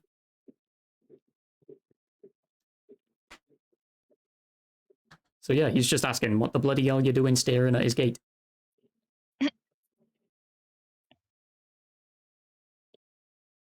I like the medal. It's shiny. Oh, thank you, dear chap. It's very rare, very rare. And he looks eyes with the dagger that Nox is still holding up and just goes, apparently not. Where did you get that, young lady? These daggers were given to me after I fought in the Blood Wars under Baal. His jaw just drops. The Blood Wars, you say? Wow. And he just instantly looks very excited, like he has never actually met anyone who has taken part in those. But you still find it very odd that this elderly elf has that medal just appearingly growing out of the ground. He has it on every detailing of his suit that he's wearing, which is a very upper class, very formal dress suit. And he's going to wave you towards him, actually. Okay, I'm gonna go up to him. Hello. So what is your name? Noxbera. And yourself? Noxbera. Nice to meet you. My name is, Broderick. Lord Broderick. Nice to meet you. Everyone. Roll perception. Even everyone who can see Broderick. Okay, not me then. Yeah, everyone except Dre. 15 for Grog. 17. Okie dokie. I got a 16. Yes. Emrys? 16. Okay, all four of you, after looking at this guy's face for a moment, think, looks really familiar. Like, do we know this guy? And you then, sort of, after staring for a few seconds as he's having this conversation with Noxberry, you realize he looks exactly like Rudy. Wait, what? Well, but older. Nox is gonna turn around to the rest of them and kind of like mouth, "He looks like your racist friend." Grog is gonna swing. He does overhear the racist friend comment, and he's gonna. Is he back? What about Grog is swinging at him with a fist, not with a sword, with a fist? What, at Broderick? Oh god. Oh Yes. geez. Why? He looks like your Greg friend. Greg is not stupid. And then he just said, "Oh, he's back." Greg is stupid, but you know, Okay. not that stupid. Roll strength. Is it not an arm strike? I mean, it's the same thing for me, to be fair. But... It's more dialogue, less combat, so I would take a strength roll for you. 16. Okay, that's enough to break his face. My God, Grog. what the fuck? You don't seem to knock any illusions out of place. He just reels back, sort of drops to the ground. What the bloody hell, you giant grunting... And he sort of trails off, crunching his nose back into place that you have just broken. Wipes the blood away with a small cloth that he had in his upper pocket. Could you control your goon, please? Now, you said someone that looks like me. Yeah. And he's sort of like eyeing up Grug as he says this, like not trusting him to be there, sort of pushing the gate closed and talking to you from the other side now. You think the gate's gonna stop that fucker? This gate might. Ooh. Not if he jumps it.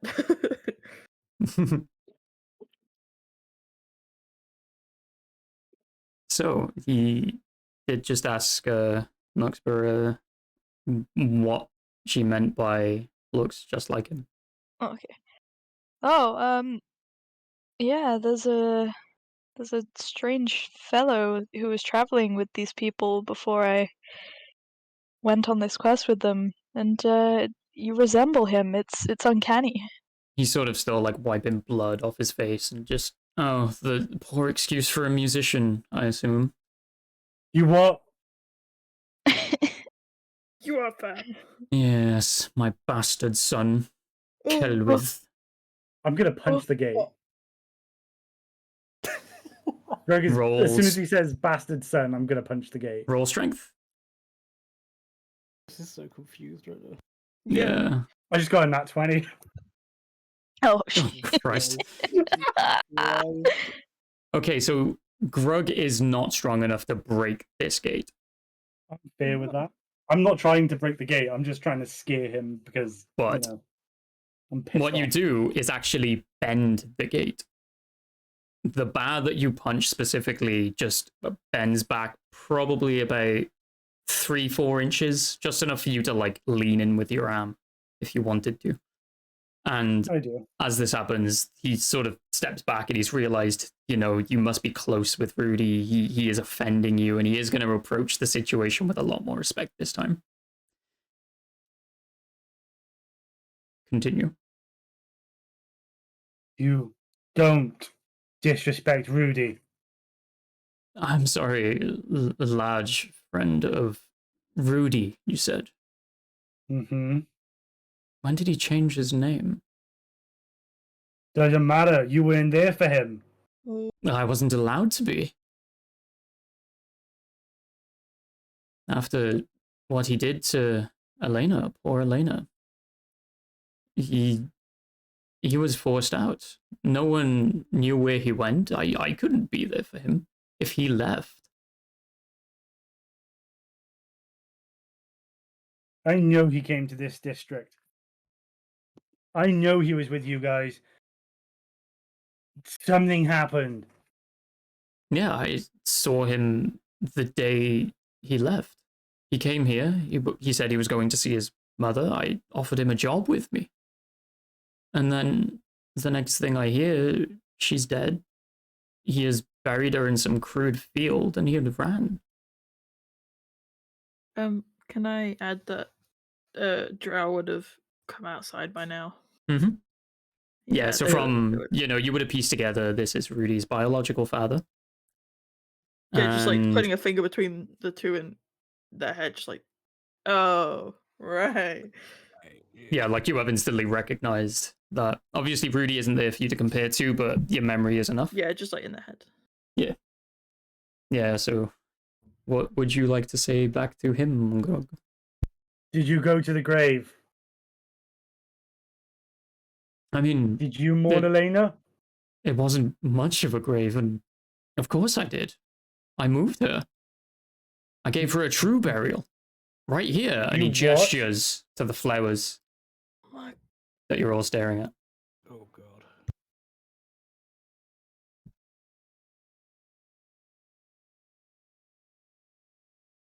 Okay. Oh, you got an answer. I don't know if Greg is happy, excited, or just downright shocked at this point. Something that Grug would probably get angry because it would be considered disrespectful to Grug to dig a body up. Yeah.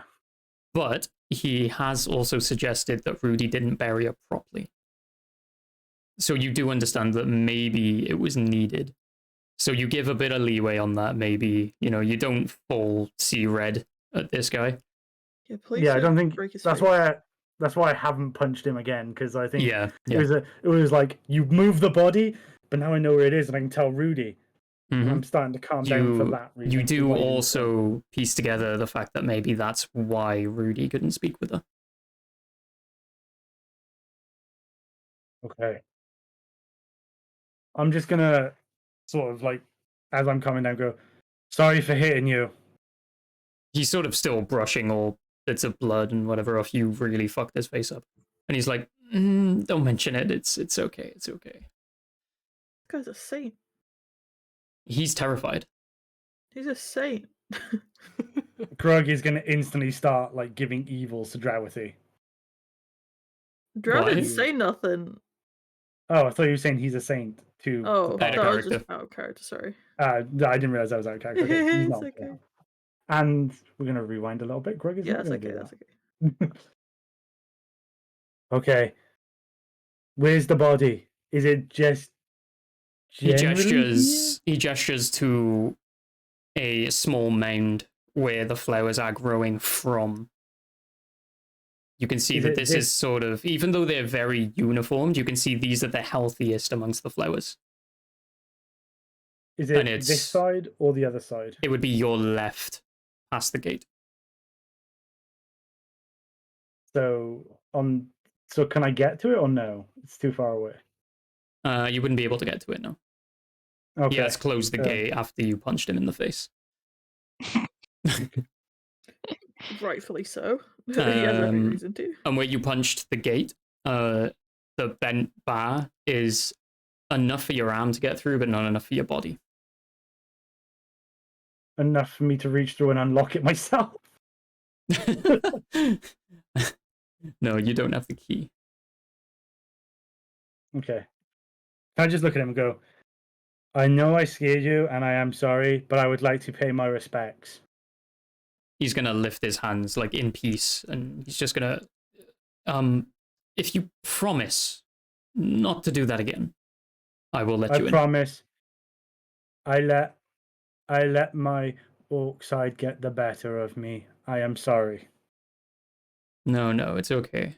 I should have waited you to speak. He's sort of like straightening himself up now. He's got rid of most of the blood that had come out of his face, and he's sort of unlocking the gate. And he's just, it's okay. I've met worse. It's okay. Running this entire district is, it has its perks, but it has its cons too. And he's opening the gate and letting you all pass. Drell's gonna hang back at the gate. Mm-hmm. Once the gate is open, Greg is just going to kind of walk through straight to the grave and then pretty much do a repeat of the what he had said before catching up. Yeah, okay. Yeah. They're a little bit quiet so other people don't hear him just speak into it. Broderick does hear that Grug is speaking, but doesn't hear the words themselves. Also, Bonk is still on your shoulder. Bonk can hear. I trust Bonk. Yeah. And Bonk is sort of I don't trust the copying party. you. He's got his like hand on his chest and he's like bowing his head as you speak to this grave. And Broderick is actually seeing that you are saying something. He is sort of doing the same. He's given the respect that is required. Okay. I'm good. If you would like me on the other side of the bars now, I'll go away. I just wanted to pay my respects. He's sort of, bows his head in respect to you and says, you're maybe brash to action, a bit fast to judge, but it appears Rudy has found a good friend in you. And I'm sure Elena also would have enjoyed whatever you just spoke to her.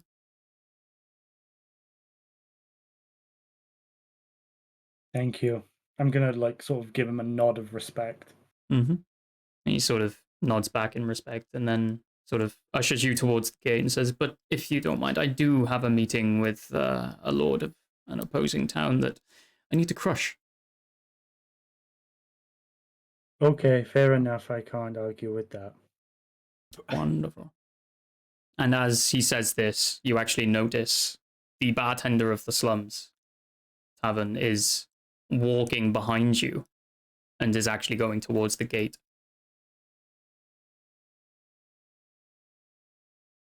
As he reaches the gate, the bartender and Broderick both look at each other and greet each other as if friends. They shake hands, they walk towards the door, locking the gate behind Broderick as you guys have left. And they walk into the castle and the door closes behind them. What is going on in this town, man? What the fuck? What is going on? What the fuck?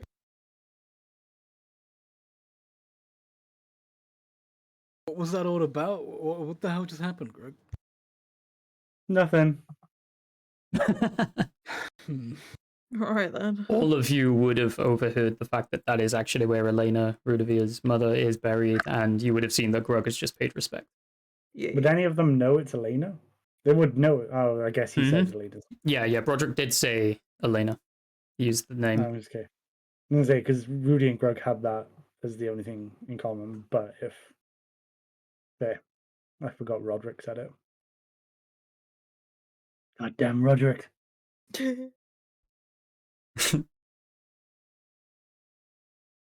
We got some undead we're meant to be killing? What's going on here?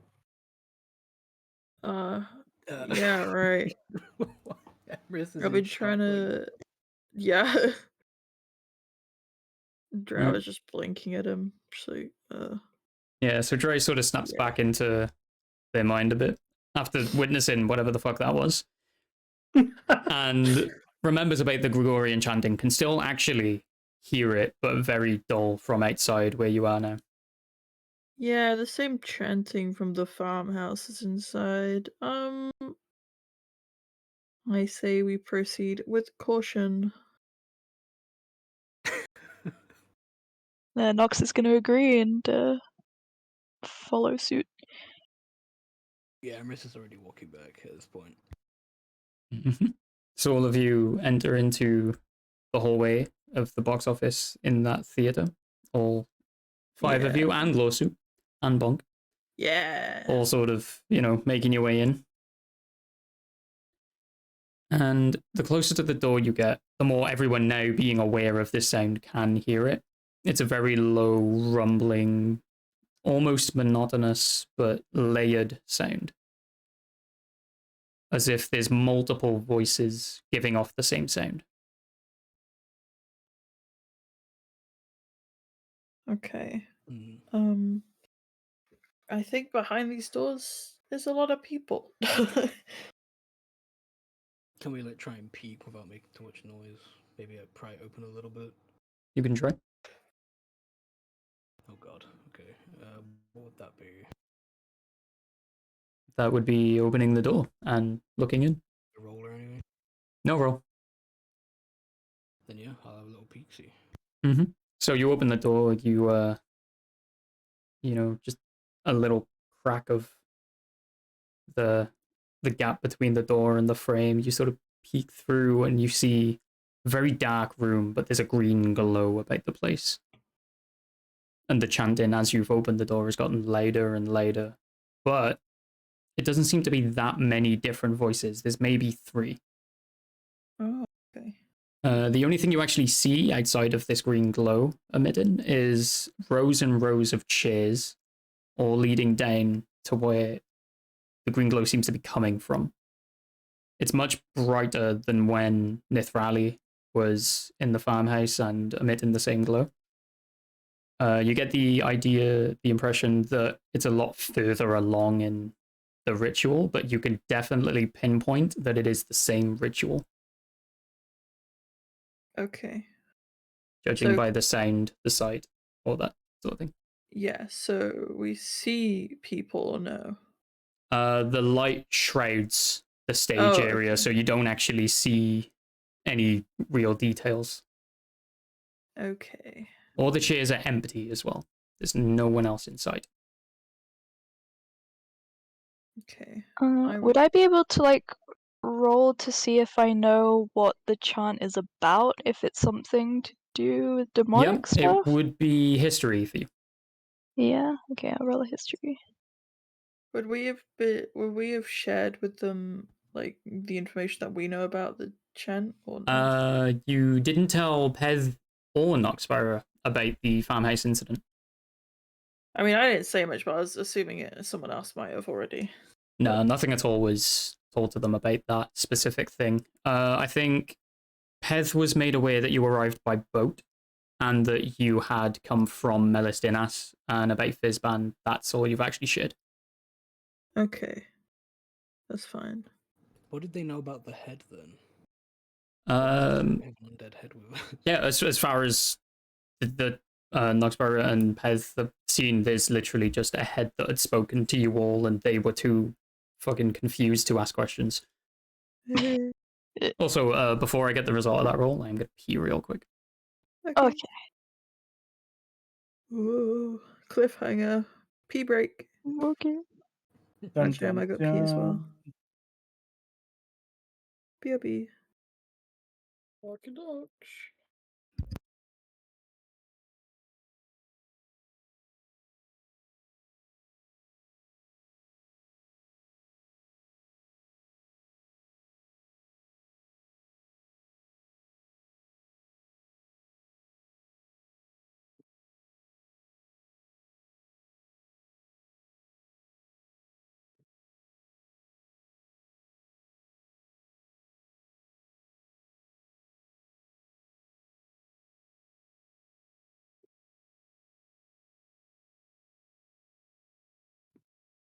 Sorry if Grug's being a little bitch this time.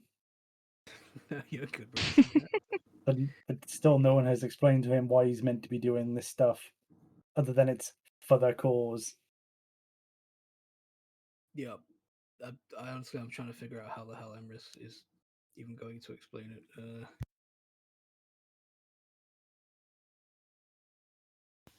I'm also just mentally dead. Like, there's so much I've been wanting to do, but I just can't find the way to voice it at all. Jesus Christ.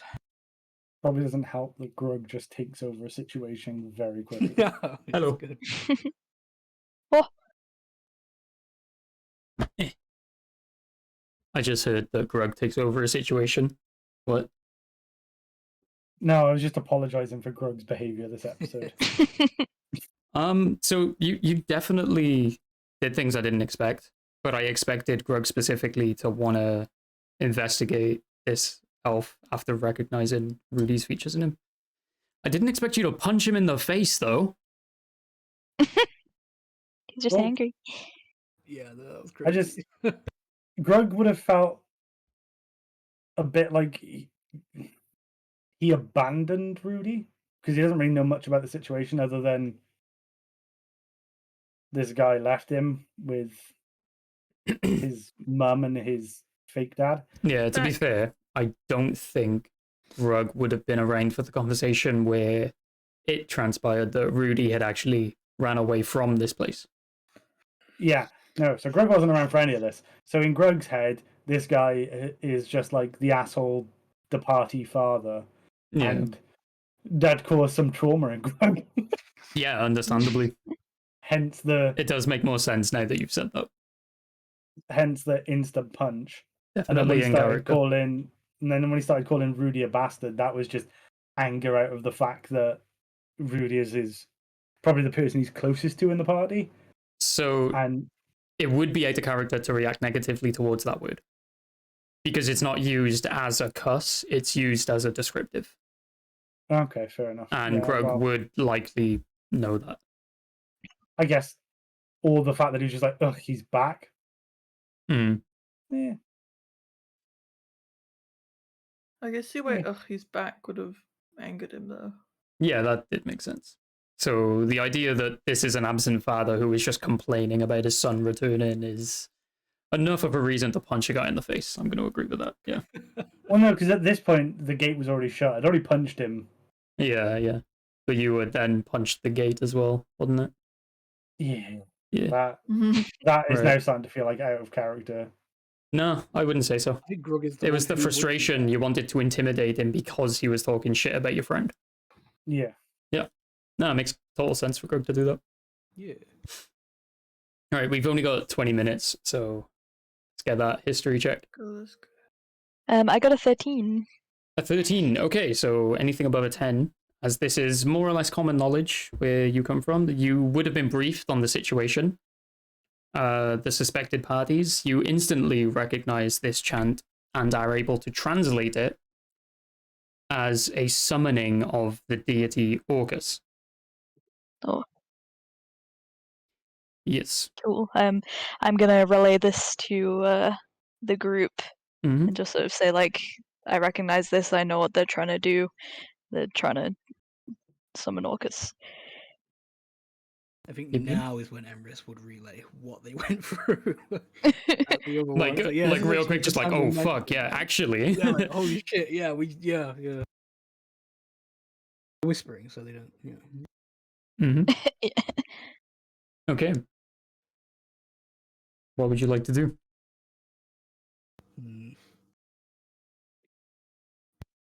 I think we may need to intervene again. Do we want to be stealthy about it? You're gonna see Grug just start chanting like a monkey and go, wait 1 second. And he's gonna run outside. Hmm. Okay. And then when he's outside, away from everyone else so they can't see him, he's gonna pull out the poison jar. Okay, so you vanish from sight and you make no sound. Yeah, and he's gonna walk directly into the middle of where they're chanting to see if you can see a sacrifice or anything there. Okay, as you get halfway through the sets of the seats, you do notice there is, as before, one sacrificial ritualistic being in the middle. Sacrificial. That is sort of human in appearance. But the green glow of this undead magic energy is sort of, blurring your vision a little. It's hard to pick out every detail. And it is being risen from the floor. It is floating almost as if puppet strings are holding it up. And surrounding it, about 10 feet in front, to the left, and to the right, are 3 cloaked figures. What would happen if Grug was to walk up and grab the body and try and walk off with the body? I'm not telling you unless you try. I'm going to try that then. Okay, as you reach the stage, it is a bit of a climb to get up. No checks, just letting you know that you're on elevated ground now. The 3 hooded figures all turn and point at you. Hello? And all 3 at the same time say, "You came." Just for you. Yeah. And all 3 of them... What was that, Kinky? Did we hear this? Like, did we know that Grug came back in? We don't have any. I mean, you guys have no idea. We don't even see. Yeah. We're just like, what, are they talking to us? Like, what? Yeah, you guys are just confused. You're like, what? Who came? Someone's coming? What? Wait, can they hear my response now? Or is it only the cloaked figures that can hear The my cloaked response? figures can see and hear you. Okay. Yeah, so as they say, you came and you said, yep, just for you, whatever it was you actually said there. They sort of just edge towards you. The one in the left and the one on the right edging towards you. The middle one actually edging back towards the sacrifice. I'm gonna need some personal space here, guys. As much as I like this, let's just push it back a little bit, yeah? Roll for initiative. Oh my god, all of us or just Grug? Anyone who is within 30 feet, which is Grug. So the rest of you are literally just watching these cloaked figures sort of come in and out of the view of this glowing green light that is shrouding your sight. You are very confused. You think this is maybe just part of the ritual. What is going on? Yeah, I rolled a 10. I don't know if you heard. Okay. Right. They rolled a 21. All 3 of them. Because they share. Because they have one mind. Okay, so the one on the left is going to walk directly up to Grug and place both of their hands on Grug's forearm, causing a cold so severe that it burns, leaving you feeling very weak and drained. What is your AC again? 14. Okie dokie, and that hits. You take 10 damage of necrotic damage. The second one on the other side is going to do exactly the same thing. But ultimately fumble and miss, because they're stupid. The one in the middle does not take a turn. Okay. Grug's turn? Mm-hmm. Okay. Grug is going to put the poison back into his satchel with his free hand. You now appear to the rest of the party. Holy shit, it's the big Everyone guy. else, roll initiative, because now you just worked on what the fuck is going on. God. Okay. And then I'm going to swing twice at the one holding me. Indeed. Oh fuck! I rolled. Oh, the hands did release, but they are still within that space. Good, because they're getting it. They're getting it hard. Oh my. All right. Okay. Right, so I'm gonna call this number 3. There you go. What do Can I you roll roll? to hit? Yep. Give me First 2 one's a rolls, 13. baby. Okay, that hits. Oh, does it? Cool. Yeah, they got low That's AC. 21 damage. Okay. Leaves it on. Yep. That one's an 18. Okay. Let me Or work that 21 out real damage as quick. well. 18 definitely hits. Okay. Good. You can see this cloaked figure sort of like jolt back. You've knocked it back from the sheer force of those hits, and the cloak sort of rips down the middle, and you see what appears to be an almost skeletal being underneath. You don't see the face quite. It is covered by the hood, but there is a green glow where the weapon had hit the body, where it had actually cut through the very thin layer of flesh that this creature has. You look very bony. The creature just snarls and looks at you. Okay. Cool. Sorry. Cool, I guess. That's fine. Right, did I get everyone else's initiatives? So... Oh shit, no, sorry, hang on. I got a 7. Wonderful. Okay. Fine, I got this, guys. I got a 12. Okay, so you quite literally take your turns now, just in that order. So I think Dre would be now. Yeah. Do we know what's going on? I mean, you've seen that Grug has just attacked this hooded figure that you recognize to be so similar to the farmhouse ones that it must be the same thing. You immediately are sent back into the same mindset. We can see Grug, yes. You can see Grug now, yeah. Since his turn he just took. I was gonna say, what the fuck is going on? But as soon as we see Grug, they're gonna run at him. Yeah, you have no idea how Grug got there. Yeah, no idea, but they're gonna run towards him.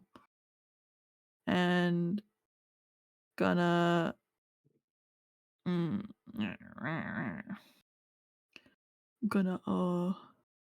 Gonna cast Guiding Bolt at the one that Grug just attacked. Okie dokie. Okay, so that's a 21 to hit. That definitely hits. Awesome.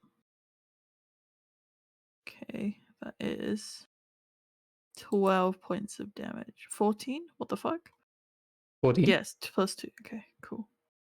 Okie dokie. 14. You can see this thing is sort of breaking down. It's not quite on its last legs yet, but it is definitely suffering.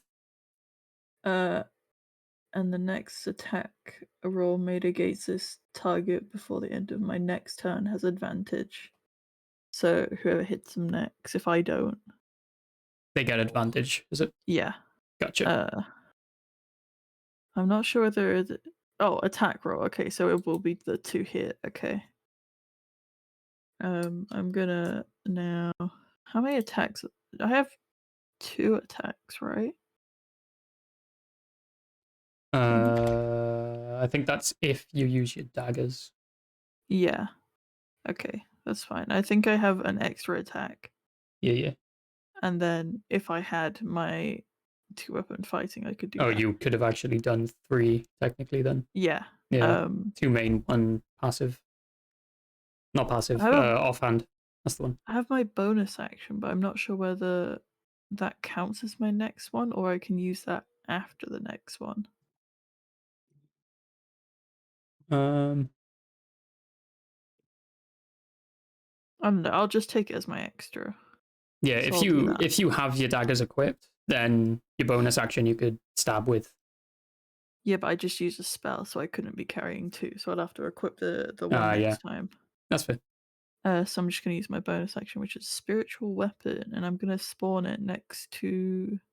If Grog is facing the one that I just hit, I'm going to put it behind the one that's behind Grog, if that makes sense. Okay, so behind your left side. Yes. Most enemy. Yeah. Gotcha. And roll initiative for that weapon, unless we follow what we did before, where you just take it from the next round on. I'll just put it on my one, because it got an 18 to hit, by the way. Gotcha. That hits? Mm-hmm. Okie dokie. Oh, I didn't put advantage. Should I just roll it one more time, see if I would have got a 20? Yeah, go for it. That's a no. I would have got a 20, but not like nat 20. Yeah. So I'll just roll damage. I got 6 damage. 6 damage to the one that is currently full health. Yeah. There we go. Just to describe it, Mm-hmm. you can make... What did I make last time? Oh, I made a big coin, didn't I? I'm doing that Yeah, one. it was a coin that was literally shooting through things. It was crazy. Kill him. Yeah, I'm going It to do was that. it was such a OP weapon. Yeah. Right, your love for money conquers all. The coin... Yeah, it does. The coin zooms through directly the forehead of this thing, making the green light glow right at the front. Little coin shape, but it still stands. Seemingly unbothered by the attack. Would you like me to use an action to equip my other dagger, or how do you want me to do it? It's all I will up to you. essentially give you a free pass in the sense that if you change weapon between turns, then it's fine. Okay, I'll do that then. Yeah, so next turn you can use your daggers. So next time I have both of my daggers of venom. Yeah. Yeah, cool. That ends my turn, sorry. Gotcha. Right, who is next? I'm making the list as we go through, so you'll have to bear with me. Was it my 7? Yeah. Potentially. Yeah, and then I think... Did someone get a 6? Yeah, you. Yeah. Okay. So it'll be Nox, Emrys, then Nithali. Okay. I want to use Eldritch Blast, but I don't want to hit Grug. So, is he in between me and any of them? No. Well, technically the center one, Grug is directly in front of, and you guys are currently at the door, which is like adjacent. It is one long line of you, Grug, and then I'll call him enemy number 2. And then there are 2 either side of Grug that you could hit for free, essentially. Okay, so I won't hit him. That's cool. Yeah, Eldritch Blast. I will go for the one that Grug hits. So what's the range on Eldritch Blast? 120 feet. Then you definitely don't have to move. Sweet. Right. Okay. Go for it. Fuck. We got a 9. A 9. Is that 9 to hit? Yeah. Okay, that does not hit. But you do get 2 blasts, I think. So you get to... Yes, it's count 2. Yeah, roll again. Ho 23. That hits. Ooh. So you get 1 roll of damage. 1 damage, boy.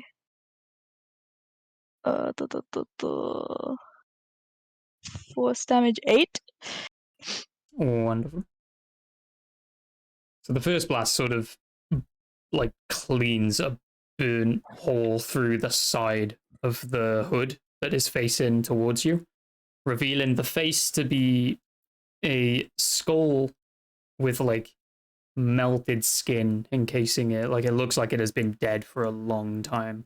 The eyes are a very deep black and green sort of mix. They're clouded. Only Grug can actually see that though, as they are staring into each other's souls right now. They're about to kiss. And Grug notices that this creature, after being hit by the second blast, is sort of knocked as if struggling to stay standing, like it's very weak. It doesn't have a lot of control over itself. Okay. All right, moving on to... Oh, unless you've got a bonus action. I don't think I do. Okay. No. Then it is on to Emrys. Okay. Seeing Grug surrounded, he's gonna run on down. How far away are they from us right now? 30 feet. Alright, perfect. Just gonna run out. The sacrificial ritual fella is 30 feet. Everything else is the one on the left of you is 10 feet to the left of that sacrifice. The number 2 enemy, the middle one, is directly next to the sacrifice. And the other one is stood just on the right side of Grug, who is also directly in front of you. Okay. I'm gonna just reach the closest one I can for now, and then I'm gonna cast Shield of Faith on Grug. Okie dokie. To give him +2 AC. Beautiful. And then I'm gonna attack, because it's my bonus action. You must be sorry. Bless you. All right, go for the attack. One, baby. A nat 1 to hit? God damn! Right, so what are you attacking with? And have you literally just sprinted at the stage? Yeah, so it's literally like I've just run down the stairs. Okay, so you've cast this like mid-run. It has landed perfectly. Grug now feels a lot stronger, like more defensive, like he can take on the world. Yeah. And then with your concentration sort of being on how well that spell looks, like the glow coming from Grug and how magnificent he looks, you have just ran straight into the stage, smashing your face into the corner of the stage, taking 4 bludgeoning damage. Drow is just gonna burst out laughing, pissing themselves. Like rolling on the floor, yeah. Just cannot stand up anymore. That is the funniest shit they've ever seen in their years. Oh, for fuck's sake. Okay, Nithal is just like, oh, why am I with these people? Speaking of Netherelli, it is your turn, my friend. Oh, perfect. Well, I would like to use Eldritch Blast on probably one of the ones that's further away due to the distance. Okay, so you've got the center one or the left one. The left one has been hit by the summoned coin. The middle one has done nothing, did not take an action. Okay, I'll go for the left one. Okie dokie. And would you like to roll for hit twice, please? Gosh. No, I don't want to do it again. Okay, I got a 10. That is a miss. Oof. And I got a 16. Okay, that's a hit. Lovely. Yes, yes. I got 6 points of damage. Okie dokie. The creature doesn't even seem to notice that it's been hit. The first blast sort of zoomed straight past it, just into the back curtain of this theater stage, and then the second one has just gone straight through its chest. And there's a green glow, again, coming from this, but the creature itself doesn't seem to have budged at all. Like, it didn't even notice it was hit. Oh. And do you have any bonus actions to use? No, not at all. Nothing. Alrighty. Oh, well, I have Flame Blade, but, like, I feel like it's not really worth using it. That's your call. Yeah. Nah, I'm good. Okie dokie. Alright, back to the 3 hooded figures. The one on the left, the Nithrali, has just sent a Eldritch Blast through the chest of, who also has a coin-shaped hole in his head, both glowing green, is going to also beeline back to Grug. It was actually knocked back from the missing attack on Grug. I can't remember exactly why, but we're going with it. And it is going to grab his arm. Rolling a 21 to hit. Oh my god. What is your current AC, Grug, with the +2 from Emrys? 16. 16. Okay. You definitely hit, don't Yeah, worry. yeah. I'm just making sure so I don't call a hit when it's not. Okay, so that's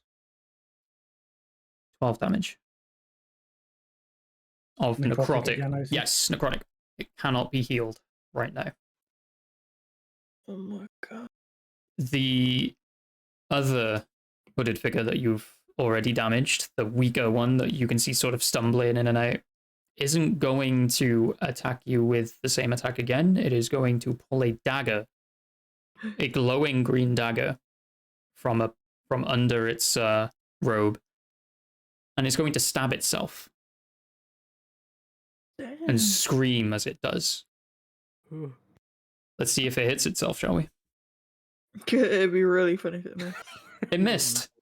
Wait, no, it didn't. No, it didn't. Never mind. Okay. Never mind. Yeah. I got the wrong plus. That is a 14 to hit, and it does how much to itself? 4 damage. Okay. I almost pissed myself laughing then. That So, is just so perfect. the properties of the dagger appear very odd. The glowing green on it appears necrotic in itself to you guys, and this creature is also necrotic in nature, and it actually heals for the damage that it would have taken. So four. It just healed only by 4. It's not a big deal. Don't worry too much, but just know that these creatures have the ability to essentially rebuild their broken bodies. That's really cool. I want to be necrotic now. Right, cool as fuck. It's because they're undead and they are a hive mind of sorts where they are essentially puppet in vessels, so the lives of these bodies don't actually exist. It's all like the energy that is in them, similar to the ones that you fought in the Tavern at Melistinus. Okay. But not the same. Not related, just a similar ability. Right, and Not the related, just distant colors. very Cousins? distant colors, yeah. Cousins.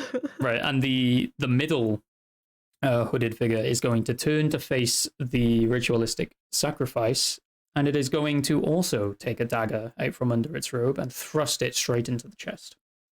Yeah.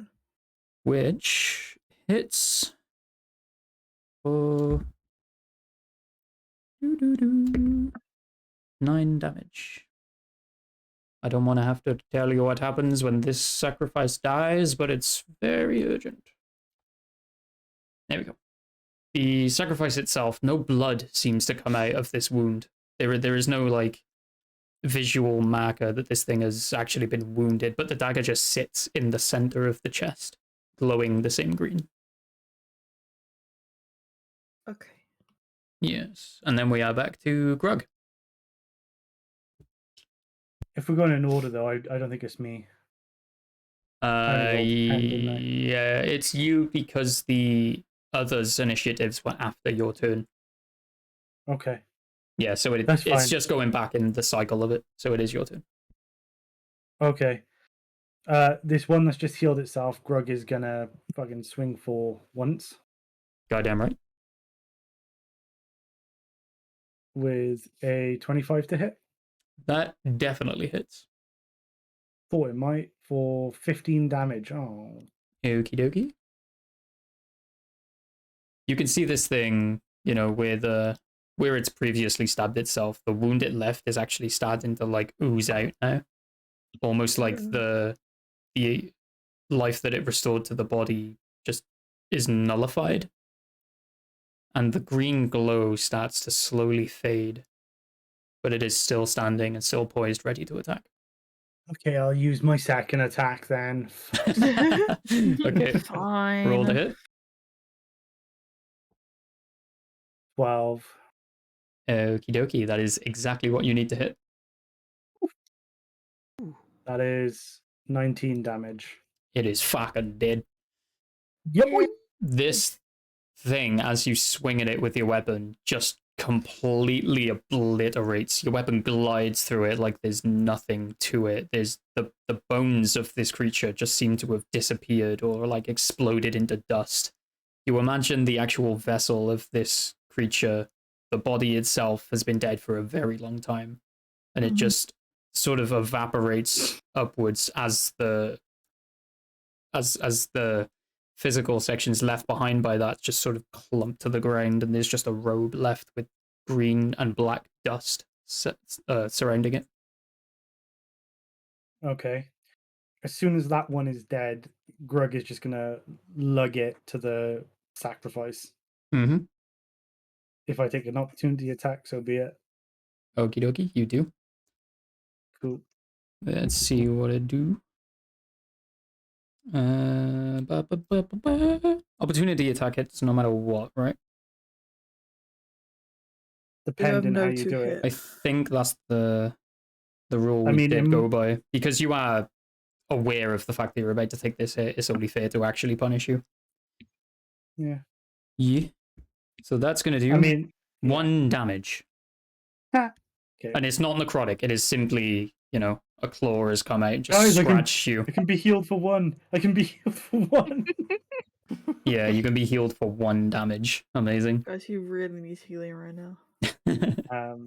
But yeah, I'm just gonna. I don't think I have. I think grabbing the body of this human would be an action, so I'm just gonna get in between. So you're standing in between the hooded figure and the ritual. So yeah, so if it tries to go for it, it's gonna have to either hit me or I'm gonna get an opportunity attack. Maybe. I'm just doing it so there's no way that they can get to it, or to the best of my knowledge, there's no way that it can physically get to. Yeah, gotcha. Sacrifice. So there is actually no occupiable space in between the two of them. But you can stand directly sort of to triangulate between the 3 of you. And on your next turn, I'll allow you to physically move this creature. Okay, cool. Yeah. Unless someone else does it first. Yeah. So moving on to Drow, I assume? Yeah. Who is looking the healthiest out of the hooded figures? The one stood directly next to Grug. Perfect. I'm gonna go for that fucker. Yeah, it hasn't taken a single hit. Oh, cool. Okay, perfect then. I'm gonna use my daggers of venom. Yes.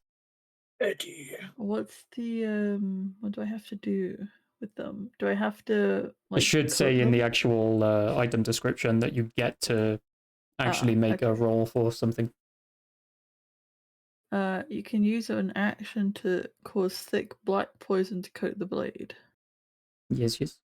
So I will use an action to do that. Mm-hmm. Will you would it be okay if I do both in one go, or would you rather? Yeah, you can sort of, as you do it, the action would be to cover both.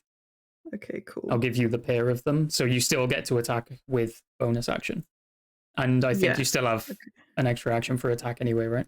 Yeah, I was gonna say that would mean that I used one action and then I have another one to swing with one of the. Yeah. So on your character sheet, it'll either say attacks per action, or it'll simply say 2 actions. Why does it say that? Should be on the right side where like your attacks and stuff actually are. It says actions, attacks per action. Oh, okay, cool.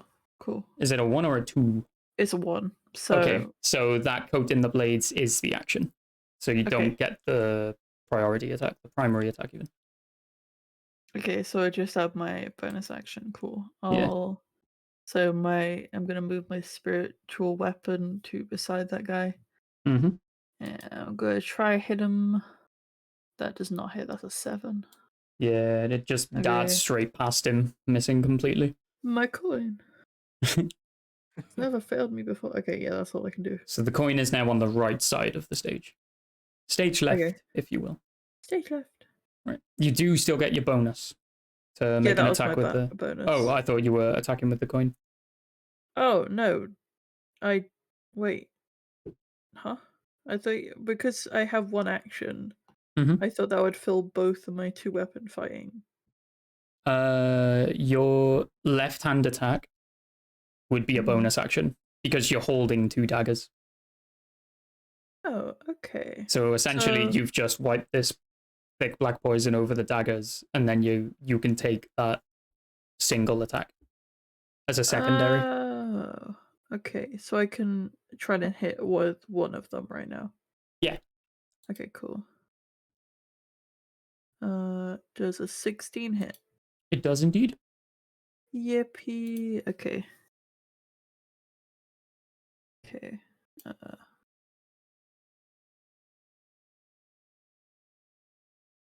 What the fuck? There's no way. Oh, for some reason it's rolling sneak attack as well, but it's not sneak attack. What the fuck? Oh, right. Just take the one number from it. There's 3, because there's piercing damage, and then there's poison. Oh, so piercing and poison separately are what you want to give me. Piercing is 8. Okie dokie. And then it says poison DC 15 Constitution save negate. Can you make a Constitution save then? Unfortunately, these creatures are immune to poison. As what the fuck? It takes the 8 damage. Mm-hmm. It also, the poison sort of just is left behind on the body of this thing, where the green glow comes from, and it almost seems to vacuum into the wound. Okay. That sucks ass. Yeah. Can't poison something if it's already dead, unfortunately. That's so true. I didn't think that through. Okay. Can I change my daggers to my +1s instead? Indeed. The poison has been used, so it would just do base damage now anyway. It's the same. Okay, you know what? It's fine. I'll just take them and I'll carry on with what I've got. Okay, cool. Gotcha. Okay, that's all. Yeah, I've already used my bonus. Okay, cool. That's all I can do. Yep. So it's down to Nox. Also, I am aware it is past 11 before you take your turn. I'm trying to speed up the process of this. Yeah, it's okay.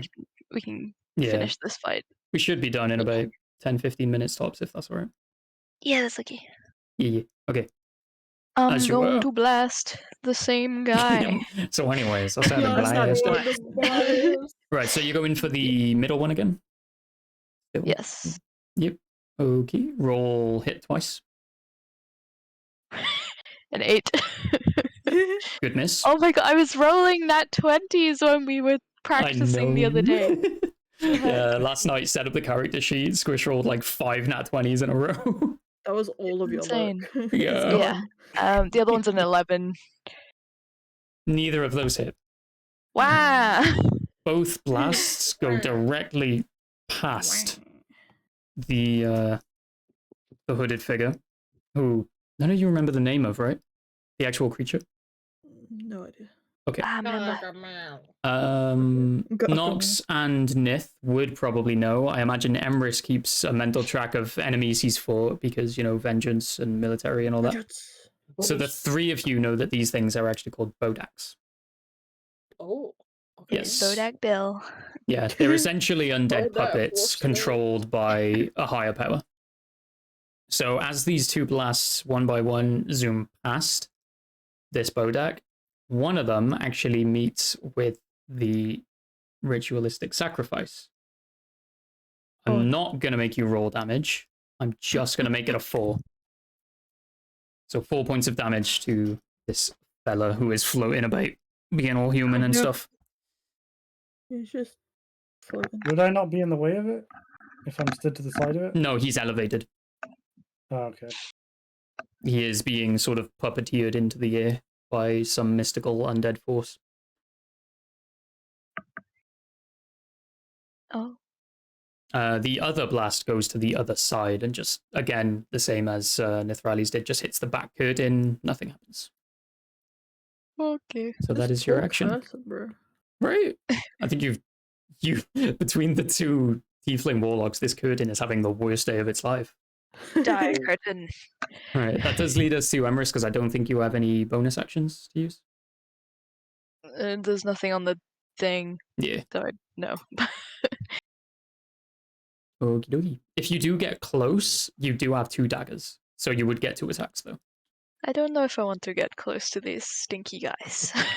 Fair enough. Oh, my God. Warlocks. They smell. Right. It's fine, Just I warlock promise. things. Bro's got like nose plugs. He's like, yeah, it's fine. I enjoy myself. Right. Ambrose, what would you like to do? I am gonna get close to these stinky fellas. You are gonna stand up and climb onto the stage that just beat you in the face. Wonderful. Yep. Okay, so the closest one to you is the one that has taken the most damage. It is stood next to Grug. And the one further from you, who would actually get an opportunity attack on you if you approached it, is the healthier looking of the two. Even though it's got more holes in it. Holes.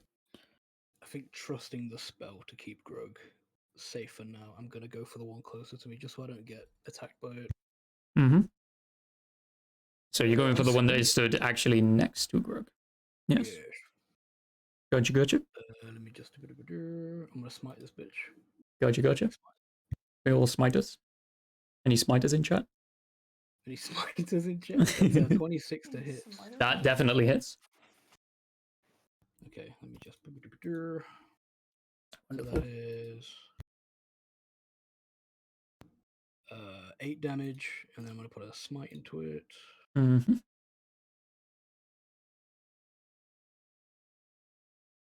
Plus 11 damage. Okie dokie. Is he still standing? He is still standing, yes. I'm going to attack again. You do notice that the smite itself, with this radiance from your deity's blessing, the oath you take, actually seems to make it physically, like, sort of contract its lack of muscles. And it seems to, like, almost wither in itself. But it is still standing, and it is still poised to attack. Okay. I'm going to attack one more time then. Mm-hmm. It's a 27 to hit that time. God damn, boy. That definitely hits. For 14 damage, and then I'm going to do one more smite. A little cheeky smite. For an extra 10 damage. So 24? Yeah. Okay, this thing literally explodes from the sheer radiance of this smite attack that you just delivered to it. And the green, like, poison ooze that was inside it, that had vacuumed into the wound, is now all over you. Anyone within 5 feet. I think that's 3 of you, right? That would be Emrys, Grug, and Dre. Mm-hmm. The other two are casting spells. Because I'm over at the other guy. Nope, this is the one that you were stood next to. I thought I was one next to the sacrifice one, and the other guy was back away from me. Emrys climbed up the right side of the stage and attacked the closest one to him. To avoid opportunity attack, that would be the center. The other one is about 10 feet away from you. Okay. Okay, yeah. Wait, no, 5 feet, sorry. So he also is in it? He's 5 feet away from you, not 5 feet away from this other one. Okay. I'm confused, because I was stood next to the other one. And they're immune to poison anyway, so... Okay. Yeah.